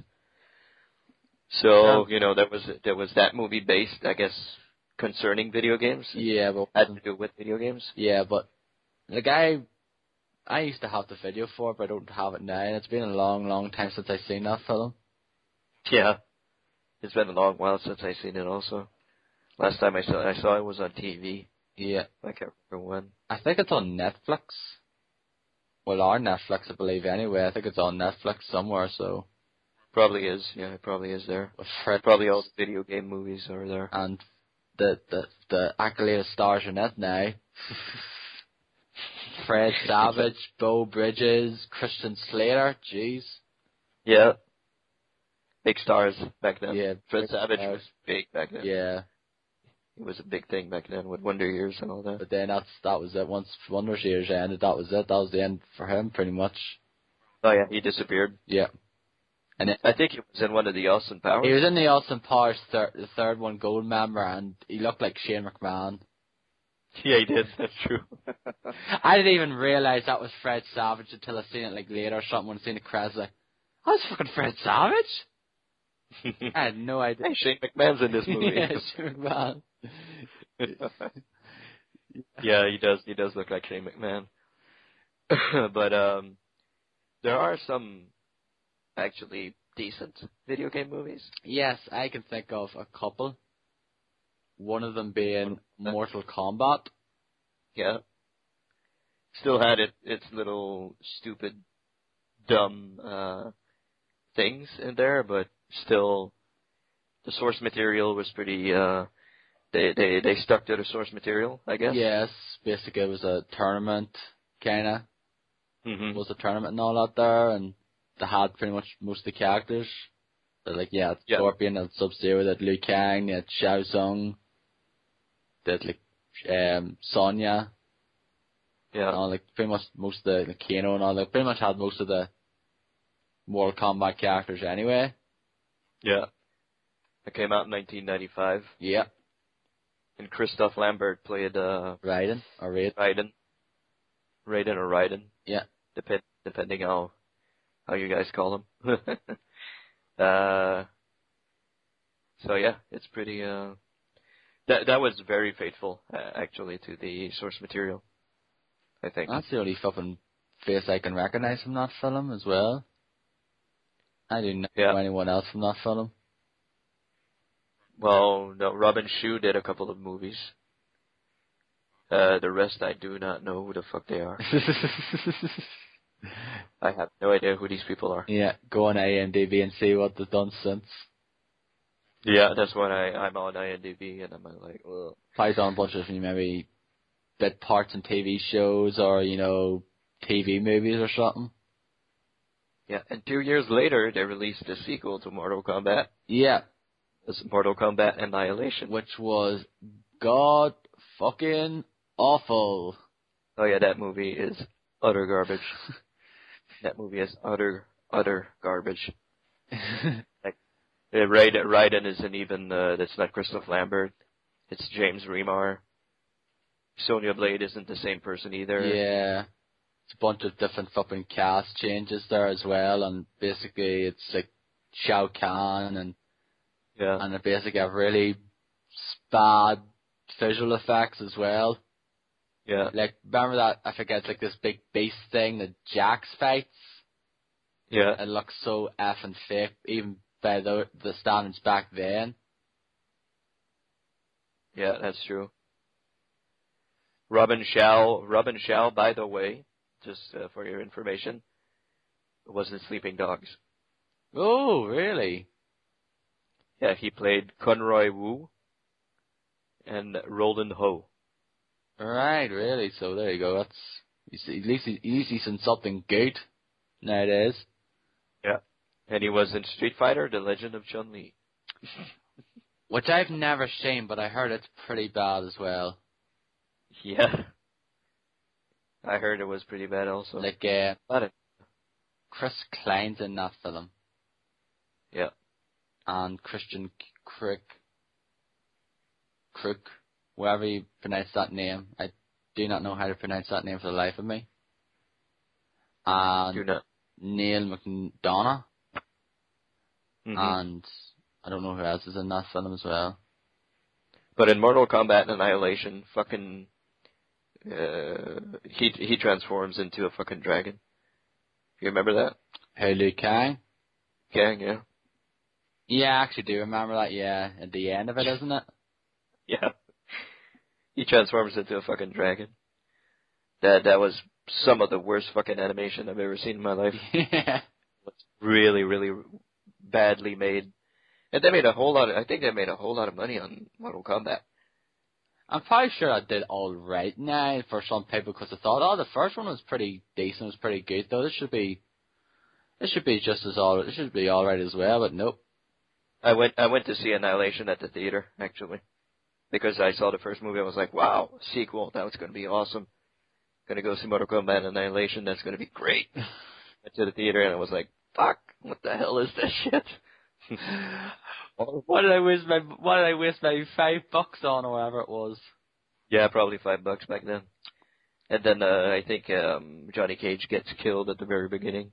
Yeah, it's like, yep, fuck this character. Mm-hmm. Like the guy said, okay, I'm going to play 5 minutes in the new movie and that's it. Take me out. Give me my paycheck. Yeah. There are actually a series as well. I forget what it's called though. The what? There's actually a series as well of Mortal Kombat, a TV series. There was a series? Yep. I didn't know that. I forget what it's called though. Wasn't that too violent for a TV series? No. I know there was the internet series. I know there was the... Yeah, that one that last year came out around the time of the latest Mortal Kombat game came out. Yes. That was fucking awesome. That was amazing. I've never actually watched that whatsoever though. Oh, you need to watch that. It's really, really good. It is really good.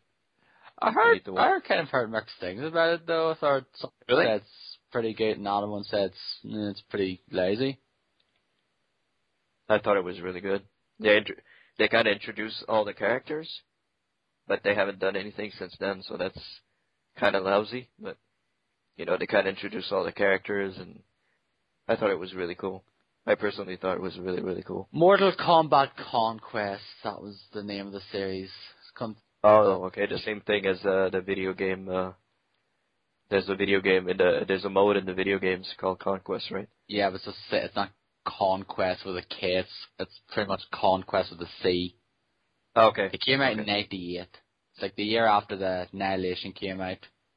Okay. Okay. It's basically, I think, start completely different people. Mhm. That you never heard of in your entire life. Probably. Are there other video game movies that you thought were good? The Prince of Persia: Sands of Time, which came out a few years ago with Jake Gyllenhaal, I thought was pretty decent as well. It's a pretty good film. I agree. That was pretty good. A little bit like reminded me of The Mummy a little bit. Yes, yes, I agree. Yeah, I can agree with that now. But it was a very good movie. Actually, I went to see that in the theater also, and it was very good. I was actually surprised at how good it was. It was a pretty good movie. Yeah, I watched it on Sky here, so I did. And, like, I enjoyed it now, and like it's basically kind of a retelling of the Sands of Time story, so it is. Yeah. It's not like proper original Prince of Persia now, but like when Sands of Time trilogy kicked in with kind of their story of it. Mhm.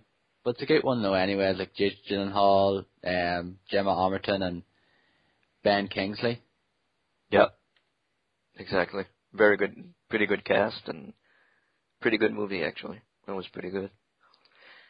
Other video game movies that you can think of? I can't think of anything else actually. Apart from the ones I mentioned though, like the UV Bow ones that I heard are pretty like horrible though. I like to see one of them just to see how bad they are. Like I always said to myself that I want to see them anyway, because I just heard they're so like laughably bad. They're just so bad they're funny in certain points. Yeah, can you believe there are 3 Blood Rain movies? There's 3. Yeah. Jeez. I know there was 2 now. I didn't realize there was a 3rd one that came out. Came out last year. Oh God. Yeah, 3 Blood Rain movies. There's a Far Cry movie. Oh yeah, that's right. There's a Far Cry movie. That's right. Yeah, apparently it's really, really, really horrible. Did you ever see the film called Gamer? I didn't see that one though. With Gerard Butler? No. No. I like that film. Yeah. It was good. It's an interesting thing though. It's basically this guy, he's kind of like he's in jail or whatever, and it's play this kind of little, it's kind of this basically a sort of social game or whatever where you pretty much play as this guy. You get controlled by this real life guy. Mhm. And it's this like shooter guy, and it's actually I have to check the synopsis here. I can't really explain it to you though. But he's in it though, and Michael C. Hall plays the villain in it, who is of course Dexter, which I have never seen. Mhm. But he actually has to go through these. He pretty much has to go through these different stages though, and gets to these like checkpoints and all. And he's controlled by this like guy outside. Like he's basically controlled by. He doesn't do his own input though, and he has to go through like 30 matches or something, 30 like rounds before he can actually get freedom, because he's basically in jail and he has to go through 30 rounds and survive to get his freedom. And there's this other one as well. So it's kind of like the social world, as well, where these players control these other like real life humans, and they go into this, like his wife is one of them, and she's controlled by this fucking really fat, fucking ugly motherfucking slob. You know, one of those guys that fucking like are fat and naked and like they're fucking so sweaty and all that. They're very much controlled by one of them. Okay. And like they go around and fucking like, you know, make change with costumes and socialize with other people, and you know, hang out and, you know, probably do the dirty and all that stuff as well. I enjoyed the film though. I know some people don't think it's that great though, but I enjoyed it for what it was.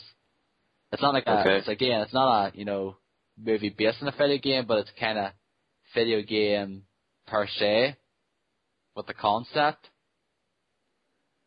Okay. So it was a game. It's one that came out a few years ago. Okay. But as far as I can tell, that's really all the ones I want to talk about now. I don't really think there's any other ones that I can mention, unless there's any ones that you like to bring up. Well, there's a couple of movies that are like not really centered around games, but feature games. Like I think we both love what's the name of I lost the name of the thing. God damn it. I'll think about it. What's it about though? 'Cause that's gonna fucking kill me now, you bastard. They made a game, and you have to pay to download the multiplayer aspect of the game, and it's based on a movie and a comic book, and I can't fucking remember the name. Oh God, how old is it? It's maybe 2 years old. Michael Cera plays in it.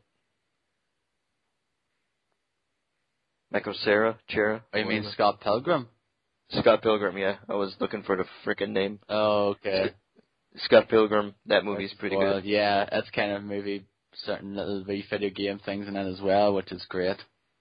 Yeah. I really love that film. That was a fantastic movie. Really enjoyed that. And I've got the graphic novel series as well, which is very good to read. Okay. And I think they're kind of planning other video game movies. Gears of War, I think. Assassin's Creed with Michael Fassbender, which should be interesting. Yeah, definitely. There's supposed to be other ones, like remember the infamous one was supposed to do with Halo with Peter Jackson on the helm and that there? Yeah. And that never pretty much went nowhere. Yeah, I think Peter Jackson left the project and it's been in limbo since then. Pretty much, I guess. I don't know if it's ever gonna come out at this point. Yeah, I don't know. I really don't know. But yeah, I mean, there's other video game movies that are probably going to come out in a couple of years. We're going to have to wait and see. Metal Gear Solid one as well. Yeah, that's true. Metal Gear Solid. I look forward to seeing what they do with it now. Yeah, that should be a pretty weird movie if they stick to the... Who's going to play Snake now? Just get David Hayter to play him. Yeah, of course. yeah, that would be great. That would be awesome. Or just basically get someone to play him though, but get David Hayter just to do all his dub over his voice. Yeah. Because that's just be fucking weird seeing someone else play Snake, because basically he is Solid Snake at this point. Yeah. He is pretty much Solid Snake. So yeah, I can't wait to see what they're going to do with those movies. Gears of War, especially. Wonder how they're going to handle that. Assassin's Creed should be interesting also. So we'll just have to wait and see, I guess. Yeah. So I guess we could make it the question of the week, since we haven't done that either. Yeah, in a while. Well, what's your favorite video game movie? If you have one, that is. Some people just say they all suck. Video game movie or video game related movie, I guess. Yeah. Like Scott Pilgrim or, something like that. Third or Gamer or something along those lines. Exactly. So what's your favorite video game related movie? Yeah, someone might say, some might give us an answer. It's like, oh yeah, we forgot about that. Yeah, exactly. But I think we pretty much mentioned some of the ones we want to talk about anyway. Like, I want to talk about, Mortal Kombat, Street Fighter, and like the shitty ones there. Mhm. Exactly.